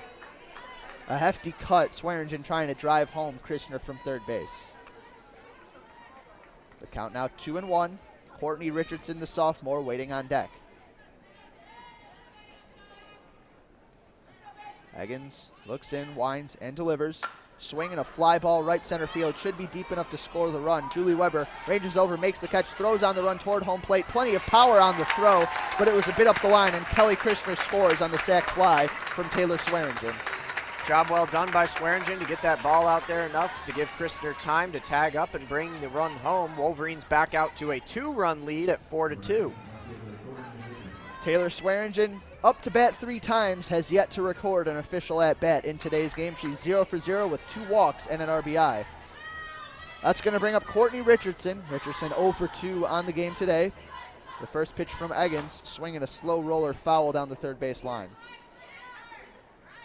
That one a breaking ball in under her hands. Dip down, difficult to square those up. Richardson started off at a torrid pace, is 0 for 2 so far today. Grounded out to second in her first at bat for an RBI, and then flew out to center field. Cheyenne Eggins, number 99, gets the sign, delivers. Richardson hacks at a pitch around her eyes, a pop-up foul toward the screen. Leaning into the screen was Bethany Keene trying to make a grab. Got disoriented, couldn't pull it in. Hard to tell whether that one was going to hit higher on the screen than she could grab anyway. The result of the play, a foul ball, strike 2. So Courtney Richardson behind in the count. The sophomore still hitting 5 for 11 on the season. Has 5 RBI, 3 of those coming on a home run against the Illinois State Redbirds. 0-2, the infield very far back. The pitch on the way, swinging a hard ground ball, fielded on one hop at first base by Keene. She steps on the bag and retires Courtney Richardson with about 30 feet to spare. The Wolverines get 1 on the strength of a sacrifice fly. We're moving through this game quickly, already into the bottom of the 5th. The Wolverines add to their 3-2 lead. They now lead 4-2 here on WCBN Sports' broadcast of Michigan softball. It'll be Tara Blanco back out in the circle for the Wolverines. Her opponent, Cheyenne Eggins, seems to have calmed things down since a rocky start by Hannah Parker, the lefty hurler. Blanco, her line on the day, 4 innings pitched, 4 hits surrendered, 2 runs both earned, 1 walk, and 2 strikeouts. Just like that Illinois State game, she hasn't been totally dominant, hasn't been blowing hitters away. She's got fewer strikeouts today, but at the same time, she's been effective enough. She hasn't gotten into any huge jams. Decent enough run support as well from her team, now sitting with a 2-run lead again. Been enough to keep Tara Blanco out in front.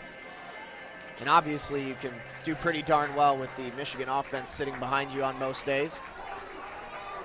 And that offense has yet to really explode the way that it did in past years, certainly losing Kelsey Susala, Sierra Lawrence, and Sierra Romero. It's going to be the dominant storyline throughout the season, but there's still enough talent left in that lineup where I think that it's safe to say we can expect bigger things. South Florida, a good team. They've had, a decent enough pitching performance, and to their credit, no one's out there, walking a bunch of hitters. They're not making defensive miscues. But at the same time, this Wolverines offense, full of spark plugs, has yet to really take off. Leading off will be Kristen Wyckoff. The first pitch misses high for ball 1. Wyckoff an infield single on a grounder to the left of Lindsay Montemurano in her last at-bat. Ended up stealing second and came around to score on the inside the park home run from Julie Weber, the center fielder. 1-0 the count, the infield very far in for the Wolverines. The pitch on the way, it's a bunt. It's going to bounce foul where it's swiped at by Katie Alexander. She didn't scoop it up, but the ball stayed foul, and the count now 1-1. The outfield still giving Wyckoff some respect in the corners. They're playing straight away. Kelly Christner has taken about 10 steps in from her usual spot in center field. 1-1 the count. Blanco gets the sign, winds and delivers to the lefty Wyckoff. She takes, and it's a fastball off the plate away for ball 2. The top of the lineup waits on deck in Mia Fung. Fung has had a very good season so far. 0 for 2 today, but still hitting .375. Tara, long look in, moves her glove to her left side, winds, delivers, swinging a tapper again, picked up in foul territory by Katie Alexander. Again, she fails to pick it cleanly, but again, it doesn't matter. The count moves to 2-2. Blanco could use a good put-away pitch here. Dispatch Wyckoff to open up the bottom of the 5th. Really one of the few batters the last couple rounds that's actually taking her time against Blanco and hasn't produced a quick out. Wyckoff has reached base 6 times in 7 plate appearances this year. The 2-2 pitch. She takes, and it's a fastball that's just off the plate outside. Blanco wants to know where it missed. The count now full. Well, it didn't miss by a lot, that's for sure. Kind of shrugged her shoulder, threw up her right hand as if to say, where do I got to put it? The count full on the leadoff hitter, the number 9 hitter in the order, Kristen Wyckoff. The pitch on the way, swinging a roller on 2 hops to Ramirez. She fields, fires to first. That is in time. A controversial call at first base. That is a bad call at first base.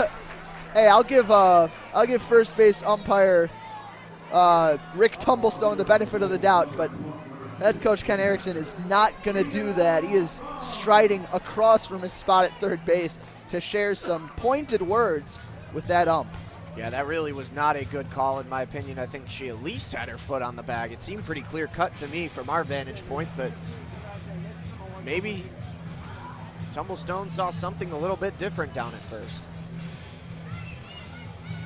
Yeah, he's got a closer view than we do, and he's got the benefit of being able to hear the pop of the glove and the pound of the cleat on the first base bag. Either way, Wyckoff's got some speed down the line, just robbed of an infield single. I thought once that got by Monty, Michigan didn't have a chance. The first pitch to Mia Fung, a breaking ball that hangs high in the zone. She chops it foul down the third base side. 0-1 the count now on Fung. She's over 2, struck out looking back in the first inning. Flied out to right field in her last at-bat. Blanco looks in, rocks back, the 0-1. Fastball misses low and in.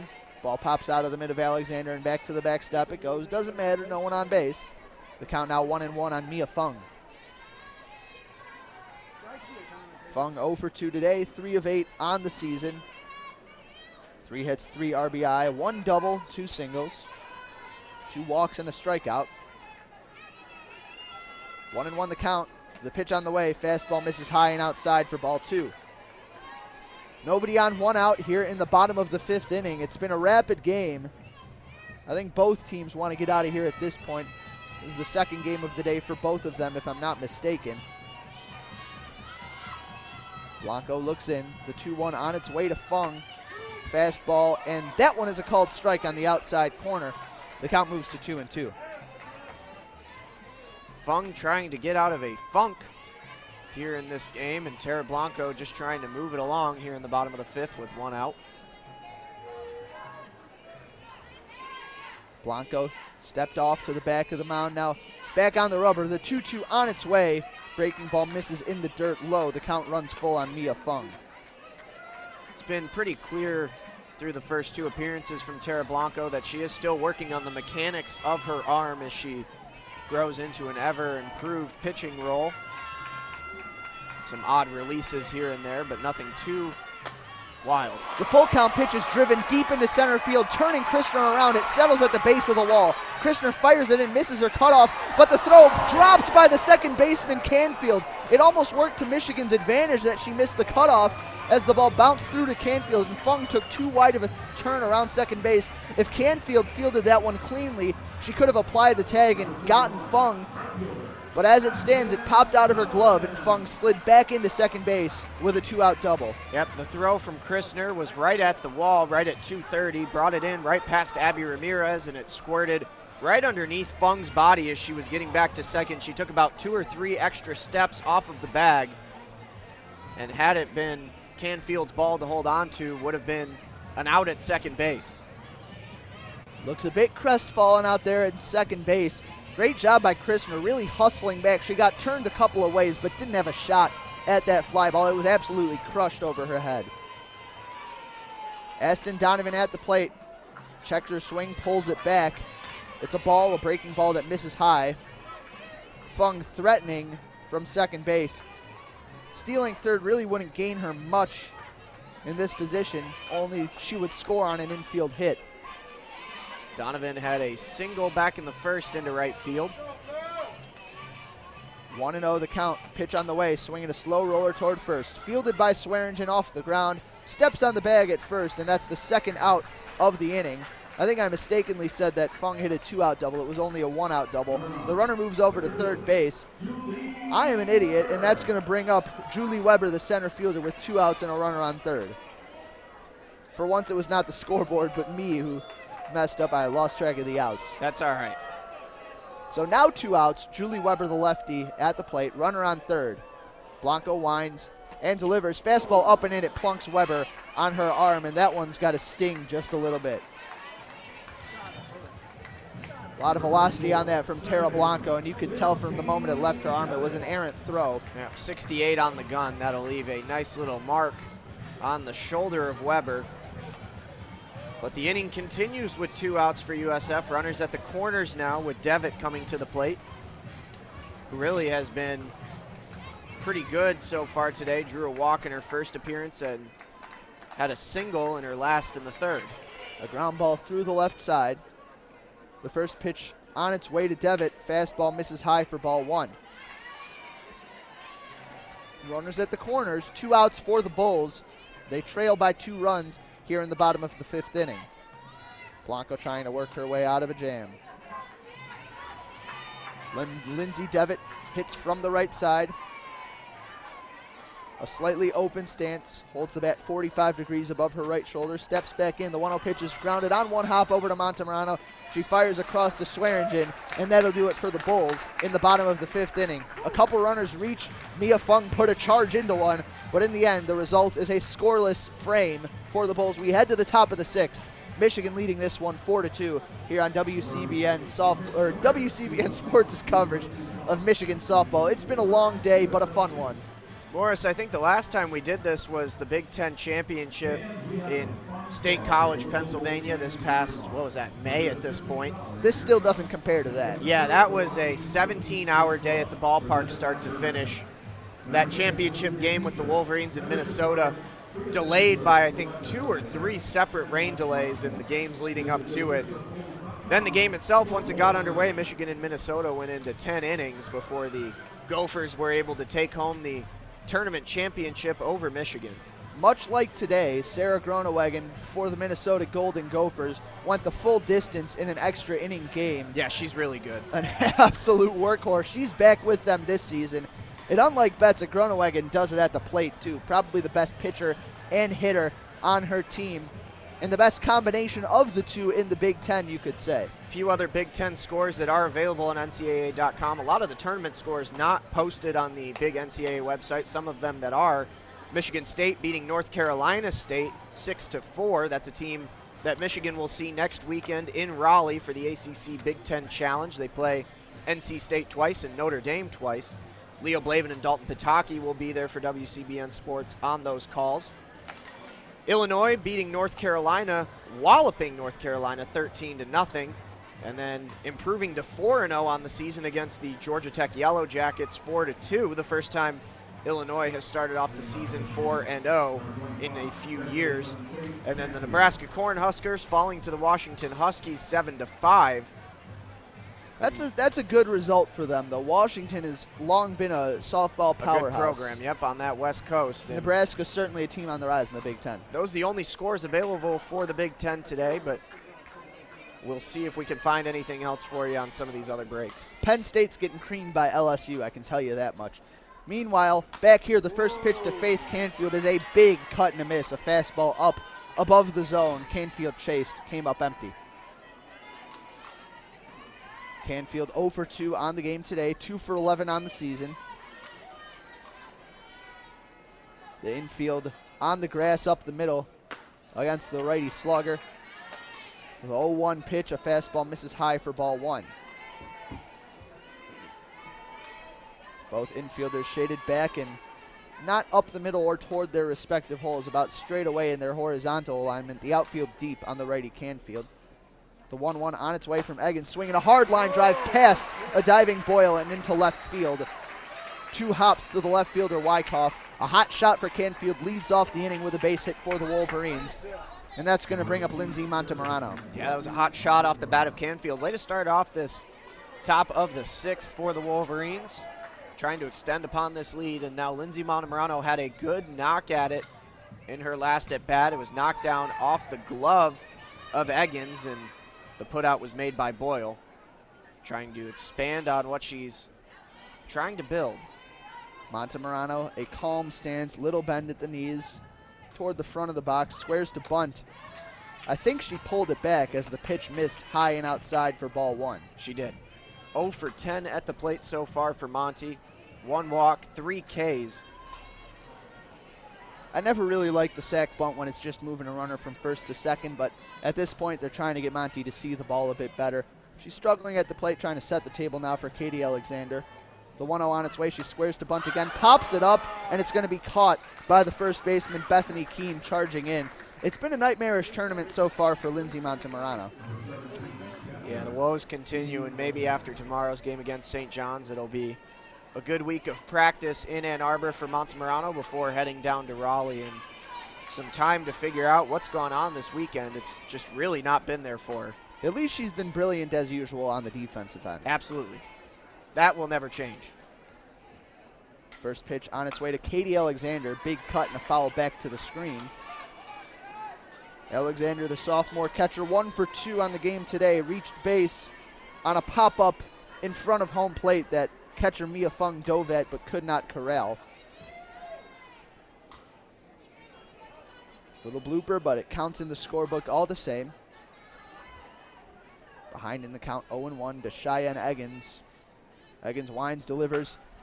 Off-speed pitch, skied foul out of play. That one's going to make its way over the protective netting, onto the roof, over the fans, and out of play. The count now quickly 0-2 on the sophomore Alexander. Funny to see some of those fans behind home plate stunned when it hits the roof. It does make quite the thud. Alexander stands in the right-handed batter's box. A ponytail reaching below her shoulders, blonde with a yellow ribbon in her hair. Rather wide stance, slightly open. Wearing black cleats with a Nike stripe. Waves the bat, awaits the 0-2. It's up and in, and it hits her on the shoulder. Alexander trots down to first base. Really unfortunate mistake there from Cheyenne Eggins. Looked to be on the verge of the second out of the inning. Instead, 2 on with 1 out for Natalie Peters in the top of the Michigan lineup. Yeah, not even a flinch from Alexander there. Took that one in stride. Right down to first base. Congratulated by Bonnie Thole. Willing to wear it for the team. Wonder how hard it actually nicked her with the way she went down there. Peters 0 for 2, also hit by a pitch in this one for the Wolverines. The slap hitter awaits in the lefty batter's box. Takes the first pitch from Eggins. It's a fastball that splits the plate for a called strike 1 just below the belt. Peters looking to join this top of the 6th party. Looking to expand on a 2-run lead. Wolverines up 4-2. The Slap sisters looking to move things along before the power hitters in the 3 and 4 spot get to hit. The 0-1 swinging a foul ball, tapped just behind home plate, picked up by the catcher Mia Fung. The count moves quickly to 0-2 on Natalie Peters. Eggins, to her credit, not really dancing around the strike zone, attacking these Wolverines hitters. Peters steps out of the box and steps back in. 0-2, 1 out, 2 on. Eggins winds, pitch on the way, swinging a little pop-up. Shallow left field, coming on to make the catch is the left fielder, Kristen Wyckoff. The throw to first base almost caught the base runner, Faith Canfield, leaning. She got back just a fraction of a second ahead of the throw. No slide needed. Still a close call. Almost 2 outs now. Quick out there, yeah. Sorry about that, Jeremy. 2 outs now. That'll bring up Abby Ramirez. Ramirez 1 for 3. Her teammates singing Gasolina from the dugout. Eggins winds. The first pitch to the senior shortstop. A fastball misses low and away for ball 1. Waiting on deck is Kelly Christner. She tattooed one down the left field line. Ended up scoring on a Swearingen sac fly to make it a 4-2 game. The score remains 4-2 here in the top of the 6th inning. Eggins takes a long look in, winds and delivers the 1-0, swung on and popped up foul down the third baseline. That one looks like it's going to make its way out of play. The count now 1-1 on Abby Ramirez. Again, that left field line is the one area in which our vision is somewhat obstructed. But, you know, still got the ability to judge the trajectory of the softball. 1-1 count. Eggins rocks back and delivers to the lefty Ramirez. Fastball called strike on the outside corner. Mia Fung held it there for what seemed like an eternity. She got the call. The count moves to 1-2. Trying to close out the top of the 6th here. Eggins has been pretty darn good since she's come into this game. 1 strike away from getting out of the inning. The 1-2 on its way, swinging a tapper foul at home plate. Eggins took a little bit off of that, and Ramirez able to get on top of it and just nick a piece of it. Eggins came in to replace Hannah Parker, who opened this one up, gave up 3 of the 4 runs to the Wolverines that stand on the board. 1-2, the count remains on Abby Ramirez. Eggins looks in. Fung flashing several signs. Eggins gets the message, winds the 1-2, swinging a ground ball back up the middle, fielded by the pitcher Eggins. The throw to first base in the dirt, but scooped out of it by Bethany Keene for the final out of the inning. We're through 5.5. We head to the bottom of the 6th. The Wolverines lineup, scoreless in 4 frames, has tallied 4 runs in the other 2. They lead this one 4-2 over the USF Bulls. Tara Blanco back out on the rubber, and you got to wonder if we're going to see Leah Crockett at any point during this game, or even in tomorrow's tilt. Tara Blanco, you know, if she ends up finishing out this one, we'll have thrown 2 complete games in 2 days. Tara Blanco as we said earlier, the term Herculean has been thrown around on Twitter and on this broadcast to describe her performance, and it probably undersells it too.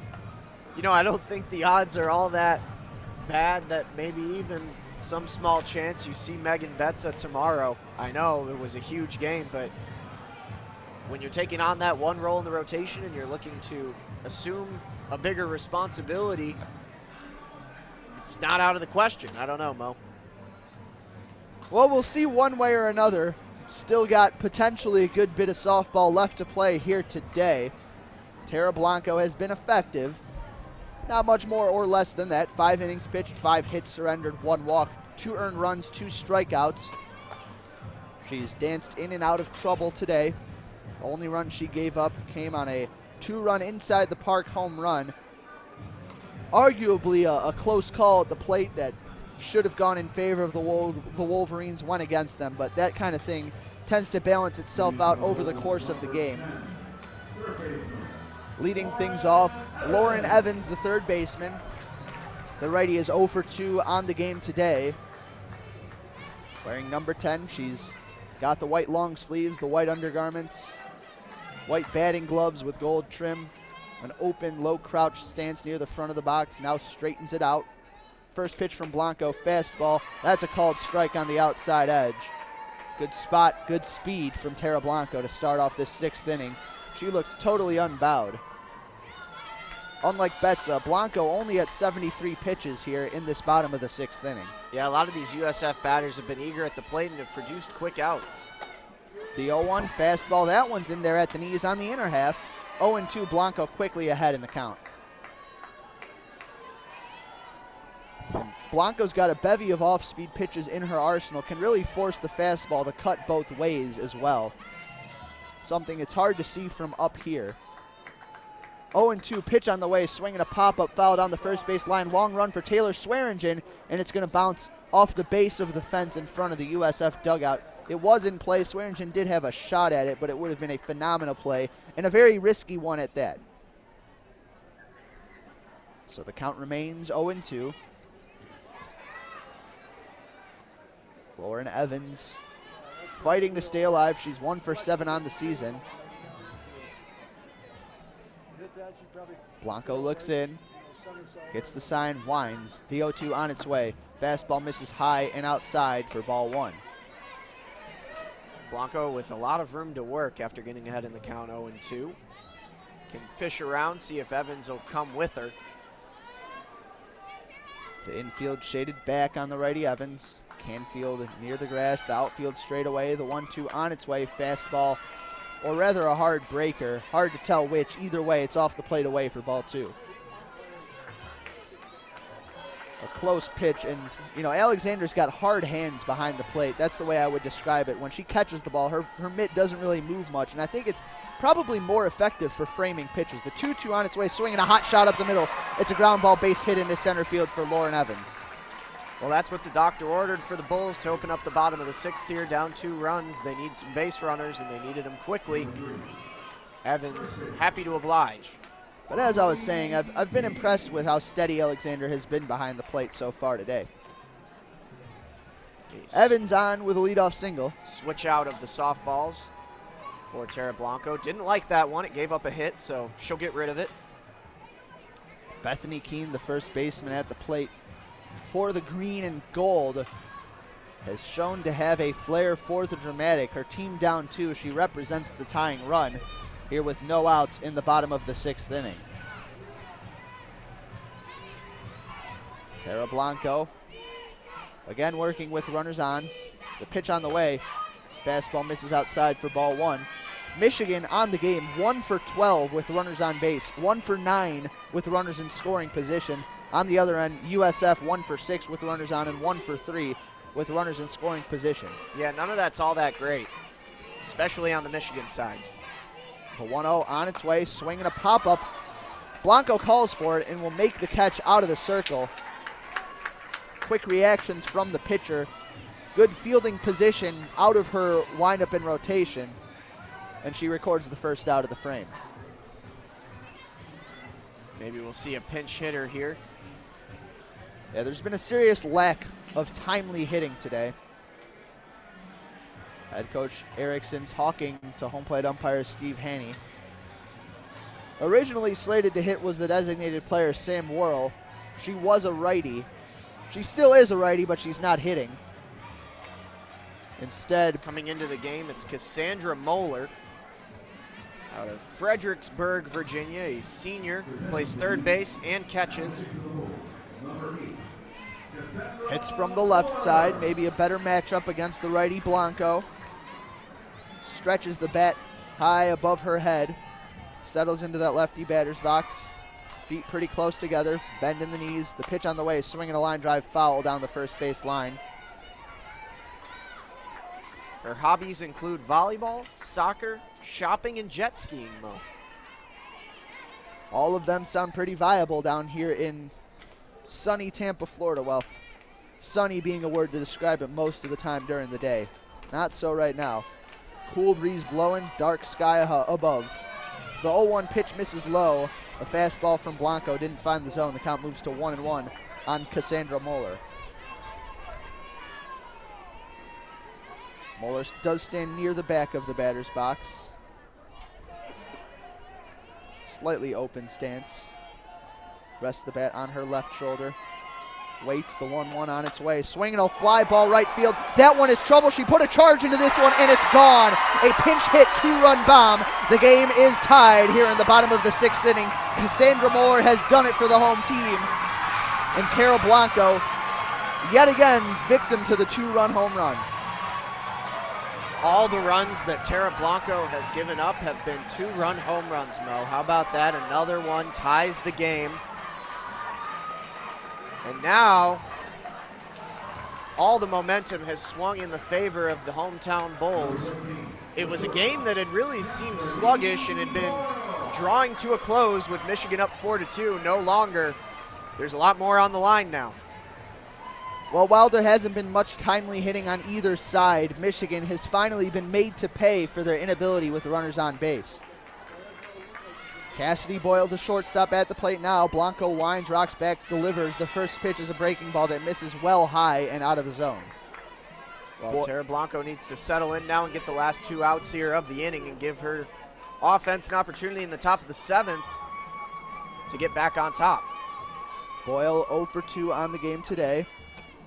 The 1-0 breaking ball misses in the dirt. And I do believe that I see number 4, Leah Crockett, headed out to the bullpen. She's getting loose for the Wolverines. Not completely surprising. Tara Blanco is seemingly rattled at the moment. She's got minimal control on these last two pitches after the home run. The 2-0 fastball grounded hard and foul down the first base, or down the third baseline, I should say. A pull from Cassidy Boyle, and the count moves to 2-1. And it does take a lot of resolve. We know Blanco has got that mental fortitude. She's come up time after time in crunch time situations. She's had to battle back from adversity in the circle, but this is her first real test of the season so far. The game tied at 4. She winds, delivers to Boyle. Fastball in there for a called strike 2. Katie Alexander points back to encourage her pitcher. She hit the spot for a called strike 2. Yep, got one pitch that she can work with here now. Put it off the corners. Try and get Boyle to go for something ugly. 2-2 the count. Blanco winds, delivers, swinging a pop-up down the right field line. That one's going to be foul, and ranging out into right field, making a tough catch on the run is Faith Canfield. Knew that one might drop foul. It hung up for a while, though, and Canfield showing a lot of range. Impressive stuff from the second base spot. Quite the track job from Canfield. Came a long way from her position close to second base where that dirt meets the grass of the outfield. And an important out for Tara Blanco. Just one more to get out of the inning. That's going to bring up Kristen Wyckoff, the left fielder, fleet of foot. The lefty awaits. The first pitch is a fastball that misses low and away for ball 1.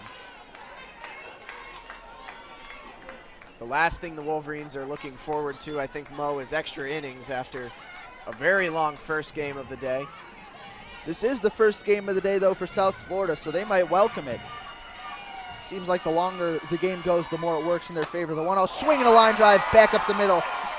It's a rope of a single for Kristen Wyckoff. She turns the lineup over, and Mia Fung will hit with Wyckoff on first and 2 outs.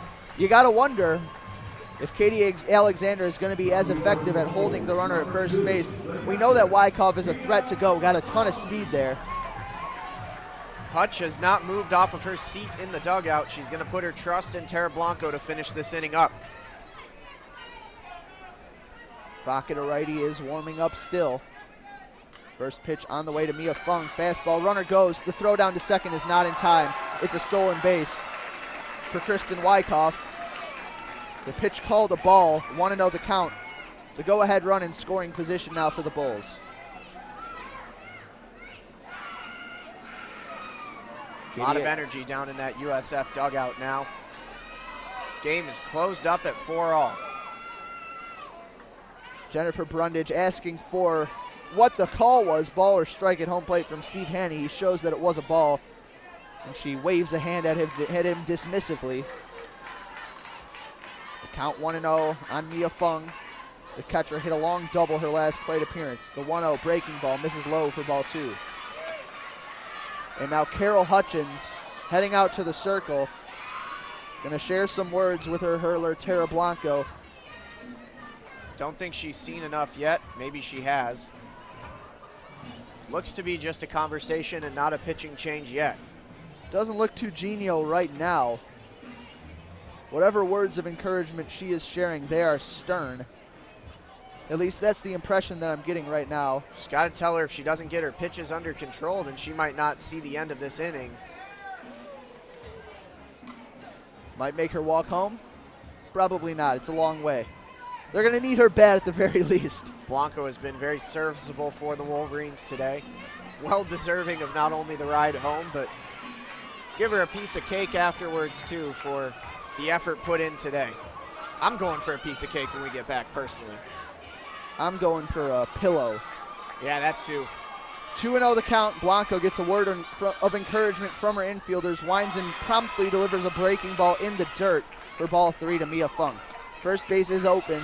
Waiting on deck is Aston Donovan. Blanco has yet to retire her on the game today.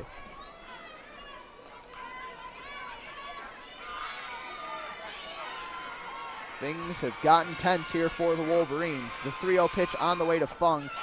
Breaking ball in the dirt. Alexander keeps it in front of her, but Fung down to first base after a 4-pitch walk. What is Hutch going to do? Having a conversation with Jen Brundage down there. Brundage really wants to go talk to Blanco, holding on to the dugout. Hutch won't let her go.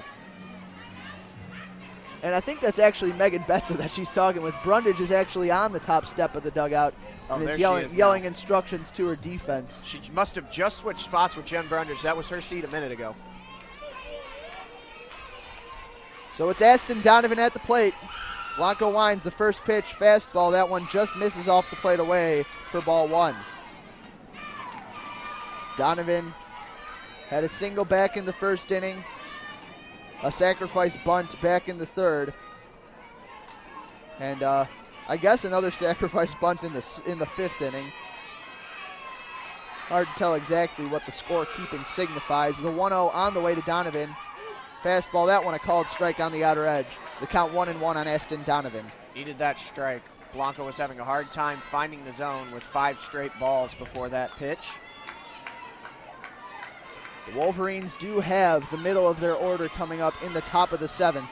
If they can get there in a tie game, they've got a good chance of taking the lead. The 1-1, swinging a slow roller toward the left side. Trouble for Ramirez. She rushes the throw to first. Didn't get her. Donovan beat it out. That is another very close call at first base. Don't know if I agree with that one either. Tumblestone with the safe call pretty quickly after her foot touched the bat. Yeah, I thought that Ramirez's throw probably beat her there too, but hard to tell. He's got a better vantage point than we do. And now the bases are juiced for Julie Weber, the number 3 hitter in this lineup. She's 1 for 2 with an inside the park home run. The home crowd is raucous as it's been all night. Nowhere to put Weber, the center fielder. Blanco winds the first pitch on its way, swinging a soft ground ball through the legs of Montemorano. Into left field it goes. Ramirez picks it up and fires to the plate. 2 runs are going to score on the error. South Florida takes a 6-4 lead. I have Not a lot to say about that one. The very, very rare error from the Wolverines' third baseman, Lindsay Montemurano. Right through her glove, deflected over towards the foul line on the third base side, and a nightmarish inning continues for the Wolverines here in the bottom of the sixth. 4 runs already crossing the plate in this inning alone. It went off the end of the bat of Weber. It had a ton of English on it, and it just skirted through her legs. She was expecting a bounce. It hit the dirt funny, but that's when you expect Montemurano, someone as sure-handed as her, to make 10 out of 10 times. First pitch to the righty hitter, Lindsay Devitt, is fouled over the screen and out of play. The Bulls scored 2 on the play. They take a 6-4 lead here in the bottom of the 6th inning. Still 2 runners on and 2 outs. Well, now the Wolverines, if they're able to get out of this inning with giving up no more runs, will be down to their last 3 outs in the top of the 7th to salvage a win here tonight. Blanco gets the sign, rocks back and delivers. The 0-1 pitch misses outside for ball 1. Still go back to that safe call at first base. Not quite sure on that, but in retrospect, can't say that it means a whole lot. It had to pan out the way it did. In the end, you got to make the plays that you can, control what you can, and the Wolverines have let this game slip away with them. The 1-1 fastball misses low and in for ball 2. The wind utterly taken out of the 6th-ranked Wolverines' sails. Here in Tampa, Florida, their fan contingent silenced to some degree.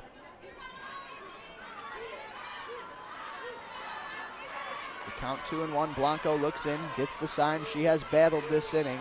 The 2-1 on its way, swinging a soft pop-up over toward third. Montemurano gloves it and rolls it back to the circle. We head to the top of the 7th. South Florida gets 4 runs, takes a 6-4 lead here on WCBN Sports' call of Michigan softball, and the Wolverines, a players-only huddle in front of the dugout right now. They need 2 runs. They need them this inning. Monty was right at the center of that one. Has not had a good tournament at the plate, yet to record a hit, and just allowed the 2 potential game-winning runs to cross the plate off of an error from her almost always sure glove in the bottom of the 6th. And now Michigan down to their last 3 outs in the top of the 7th, down 6-4 to the USF Bulls. You know, that's why Michigan has these early season tournaments against good competitions. You know, you knew the Florida game was always going to be a tough one, and that clearly took something out of the Wolverines. But South Florida, no slouch themselves, a nationally ranked team, Michigan playing them on their home field. And, you know, in the end, this is something the Wolverines can learn from. They'll learn some composure, learn some fundamentals.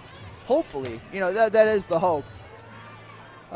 May not look as pretty down the road when they're considering who's going to host a regional, who's going to host a super regional. But at this point in the season, you're not thinking that far ahead. You're just trying to grow as a team, grow as players. And there certainly is some room for growth on this Wolverines team.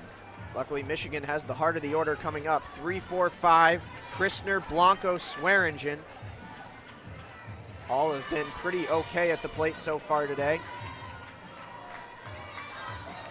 Only 2 failed at-bats between the 3 of them. Christner 1 for 2 with a walk. Blanco 1 for 2 with a walk. Swearingen 2 walks and a sac fly. Infield shaded back on Kelly Christner. The first pitch on its way from Cheyenne Eggins. It's a fastball in there at the knees for a called strike 1. This is a time for a big senior to step up in a big moment. Kelly Christner could get this inning going in the right direction for the Wolverines. Appears to be a big hole up the middle. The 0-1. Hard breaking ball just misses low there. Looked to be near the same spot, but not quite there. The count even at 1-1 on Kelly Christner. Eggins is looking to put this one away for the USF Bulls, and they would head out of here with a big victory over the number 6 Wolverines. The 1-1 swinging a ground ball foul down the first base line. Christner hit that one pretty hard, but you know, a grounder to that side of the infield is not going to be able to do much unless she absolutely crushes it. The big Hutch quote here, stay in the process, Mo. Don't let the moment get too big. 1-2 the count. The count. Cheyenne Eggins has been stellar in relief. The pitch on the way, swing and a fly ball to left field, heading back toward the track. It's going to bounce off the wall and trickle back down the third base line. Christner takes a big turn at second base. What will stop there? It's a leadoff double to start things off for the Wolverines. She stayed in the process and put a charge into that one. Thought it might have a chance to leave the park off the bat, but she'll settle in there. She is not the run that matters anyway. Oh, that's what they needed. Kelly Christner started off in a bit of a slump in the first 2 games yesterday and has come out today a completely different person at the plate for the Wolverines. Her second double of the afternoon. And just like that, Cheyenne Eggins' day is done in the circle. Her final line, at least what we can report now, 3 2/3 innings pitched, 4 hits surrendered, 1 walk, no strikeouts, 1 earned run. She is responsible, however, for Christner, who is on second base right now. Stepping in to pitch now for the USF Bulls. We'll get a little bit of information here. It is number 88, Kaylin McGill, also known as JoJo, according to their website. Junior out of Gainesville, Florida. That's University of Florida Gators' backyard. 5 innings pitched on the season, 11 hits given up, 7 runs, but no earned. So her ERA is sitting at a sterling 0. She has transferred. This is her 3rd stop in college. Started her freshman year at South Alabama, 16-4 with a 1.92 ERA. Spent her sophomore year at the College of Central Florida with a .83 ERA. Went 33-4 at the College of Central Florida and now finds herself at USF. Undoubtedly transferring up due to those numbers from her sophomore year last year. A sub-1 ERA, 33-4 in the win-loss column. So Tara Blanco at the plate. Takes the first pitch. It's a fastball down and in for ball 1. 71 on the gun. Kaylin McGill obviously has a little more heat in the holster. Let's see if Blanco can turn around on it. Blanco 1 for 2. A walk, a single, and a fly out to center. The 1-0. Fastball. That one misses low for ball 2. Tara Blanco taking her time, getting her signals over from Coach Hutch. I think initially she was taking until she got a strike, but now given the situation, might be given the green light. We'll see. 2-0 the count. McGill winds and delivers. Fastball, called strike on the inside corner, a close pitch. Blanco twisted out of the way to try to sell it. No dice. The count moves to 2-1. Yeah, Blanco crowded a little bit too close to the plate to sell that off. A big left center field gap. The left fielder Wyckoff shaded toward the line. The center fielder Weber up the middle. Blanco swings, and the 2-1 pitch is chopped foul off the corner of the Michigan dugout. Hutchins trying to tell her to keep her shoulders in her swing, to not turn away, trying to yank one down the line. Stay in the process. Tara Blanco 2-2 now. Gonna have to fight off anything that's close from McGill. McGill peers in, gets the sign and comes set. Wines delivers the 2-2, swinging a tapper foul off of Tara Blanco. That one I think came up and hit her in her back. At least I hope that that's the case. She's kind of holding her hip, trying to shake something off. You hope that it's just a foul ball that hit her and not, a muscle tweak or something like that. Well, and there will be a circle visit now for the Bulls, and that'll take some time so Hutch can talk to Tara Blanco. A little bit of a stinger there. She seems like she's all right. Still maybe toying a little bit with her right side. Bounced up, had a lot of English on it. I think spun and came right up into her. The weight of expectations heavy on the shoulders of Tara Blanco. Expected to take on a much bigger role in the rotation this season. Had mixed results, as has shown today. Now a chance to help on a rally here in the top of the 7th. Down 2 runs to the hometown USF Bulls. McGill winds, delivers the 2-2. Hard fastball misses off the plate away. A close call draws the ire of the crowd. A good eye, though, from Tara Blanco. Yep, that one just missing. Bit low in the zone, maybe a bit outside, too. The count runs full on Tara Blanco. McGill looks in, gets the sign, the 3-2. She takes, and it's a called strike. 3 on the outside corner. Can't be taking pitches like that. That's just too close. Guess not. Looked to be about the same spot as the last one. Didn't get the benefit of the call on that one. I thought it was a ball, in the glove of the catcher, Mia Fung. But that's why I'm not the one who calls the balls and strikes. That brings up Taylor Swearingen. 1 out, Christner still on second base. You do not want to hear what Bonnie Thole is yelling at first base. First pitch fastball misses low and in for ball 1. Hopefully our mics didn't pick it up. I could hear it through our ambient mic, I think, but I personally didn't catch it. You want to repeat it for me, Jeremy? nah, that's all right. The count 1-0 on Swearingen. The pitch on the way from McGill. Swearingen takes, and it's a fastball that misses low for ball 2. Swearingen really barreled up a few in her first at bat, couldn't straighten them out. They had home run distance. She has that power in her swing. Michigan has not had a long ball in a good while. Aiden Falk, a pinch hitter, waits in the on-deck circle. She's going to replace Courtney Richardson when the time comes. The 2-0 pitch on the way. Swearingen takes. It's a fastball that misses off the plate inside, and she is ahead in the count 3-0. Swearingen has already walked twice today, a sac fly in her third at-bat. Trying to avoid a very disappointing Saturday are the Wolverines. Looks like Ken Erickson is now coming out to the circle to have a conversation with JoJo McGill. Kelly Christner has not budged from her position on second base. The temptation has to be huge right now to try to swing for a home run, try to tie it up in one go. Well, there's a set of very good hitters sitting right behind Swearingen, so take solace in the fact that it doesn't all have to come off of her bat. Meanwhile, looks like the second baseman, Devitt, is in the grass in right center field. Bit of discussion between the umpires as well as Bonnie Thole and Carol Hutchins. I'm uncertain as to what is being discussed right now. Doesn't appear to be any substitutions occurring right now. The players look to be as puzzled as we are. McGill receiving some words of encouragement from her first baseman. Full conference between the three umpires has been going on here for a minute now. Bonnie Thole and Ken Erickson and Carol Hutchins all standing within close distance to the huddle. Wondering if maybe they're talking about an infraction from McGill. Wondering if they're talking about some kind of disciplinary measure. You're not quite sure.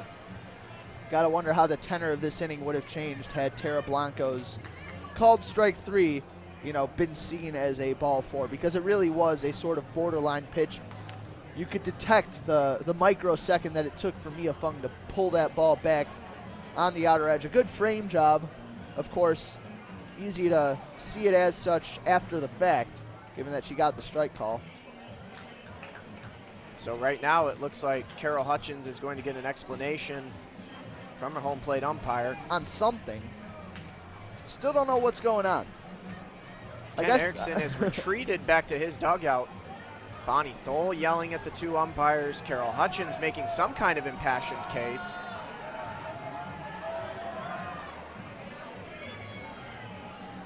Yeah, they might still be arguing balls and strikes for all we know on that Tara Blanco strikeout. I find that hard to believe. These are old pros of coaches. They know that that's not going to accomplish anything. Hutch is still going at it with Steve Haney. Really not happy about something. Can't quite tell what. Perhaps it's the mound visit from Erickson. Something about defensive positioning. I'm thinking still maybe they thought there was an infraction from McGill in the circle, but that is probably my best. That's probably the best guess we've got so far. Not called anyway. The count 3-0. McGill winds and delivers. Fastball at the knees for a called strike on Swearingen. Swearingen trying to turn in and sell that one as a ball too, but good 3-0 pitch from McGill. At the very least, you force McGill to think on the situation for a little while. Didn't seem to be phased there, however. She winds the 3-1 on its way. Fastball misses off the plate, inside, maybe high, hard to tell. Either way, it's ball 4. Swearingen down to first base represents the tying run there.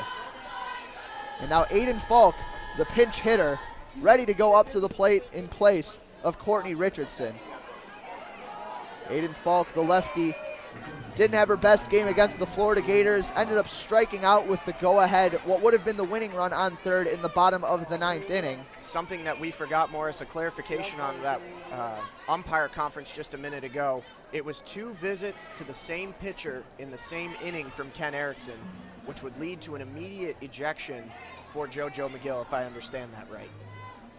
Yeah, and I'm not sure that they counted his last step out of the dugout as a visit. I'm not sure when it exactly becomes a visit, when he leaves the dugout, when he crosses a certain point, when he crosses the baseline. Either way, obviously, the umpires judged that it was not. Aiden Falk at the plate, runners on first and second, 1 out, top of the 7th. Michigan down 2. The first pitch from McGill, a fastball. That one a called strike on the outside corner at the knees, an unhittable pitch at 71 miles an hour. Falk, great power to both fields. She is 2 of 8 on the season at the plate. McGill, JoJo McGill gets the sign from the catcher Fung, delivers, swinging a line drive off the glove of the third baseman Evans, sliding into third base safely is Kelly Christner. A rocket, Evans couldn't quite handle it, and now the bases are juiced for Faith Canfield, still only 1 out here in the top of the 7th. Would have been a real gem had she been able to hold on to that one down the line. But everybody's safe. This game is won in the margins, Jeremy. A ball that skirts under the glove of Lindsay Montemurano is the difference so far.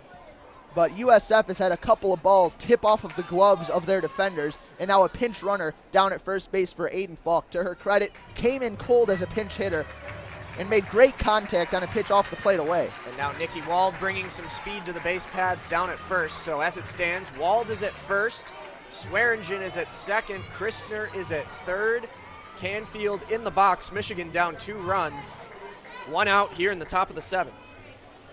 Faith Canfield ripped a single into left field in her last at-bat. She's got home run pop. She's been seeing the ball a bit better in this game than she has in past outings. 3 for 12 on the season. She hits with the bases loaded and 1 out. The tying run on second base, the go-ahead run on first. The first pitch, swinging a ground ball, fielded down at third, steps on the bag, the throw over to first in time. It's a double play. Lauren Evans turns it, Faith Canfield retired, and the USF Bulls have upset the Michigan Wolverines on their home field. Your final score, 6-4. And a rally that built and built and built ends in one quick moment, one swing of the bat, and the game is over. The Wolverines move to 2-2 on the season. Carol Hutchins still does not look happy off the situation that transpired there in the top of the 7th. Can't blame her. It's been an extremely frustrating day for the Wolverines, coming in and losing both games to Florida and USF. It's been a tough pill to swallow, but they're going to have to get over it real quick. They're playing St. John's at 9 a.m. tomorrow, and they've still got a lot of tournaments to play. Obviously, we see that this is a team with room to improve. 4 runs, not going to get it done. The errors in the field, not going to get it done. They hung tough against this USF squad, but in the end, this is a team 2-2 right now. They've got some questions to answer. And we'll see how they deal with that tomorrow morning at 9 a.m. against the St. John's Red Storm. This is a team with good spirits, good senior leaders. I think that they'll be able to turn things around, but today was a rough one for the University of Michigan softball program. We thank those of you who've tuned in for WCBN Sports' coverage of this team. We will be live tomorrow at 9 a.m. for the finale of this tournament. Any final thoughts, JP, before we go to bed? No, just a lot of room to grow. I think a lot of the issues in this nightcap game grow out of the fact that Michigan, at the end of the day, does not have a really strong, experienced second pitching member of the rotation, and Tara Blanco just wasn't really able to get it done today. Well, that's all we have for you today. For Jeremy Parks, I'm Morris Fabry. Again, thanks for tuning in. Wishing all of you a good night and a Go Blue.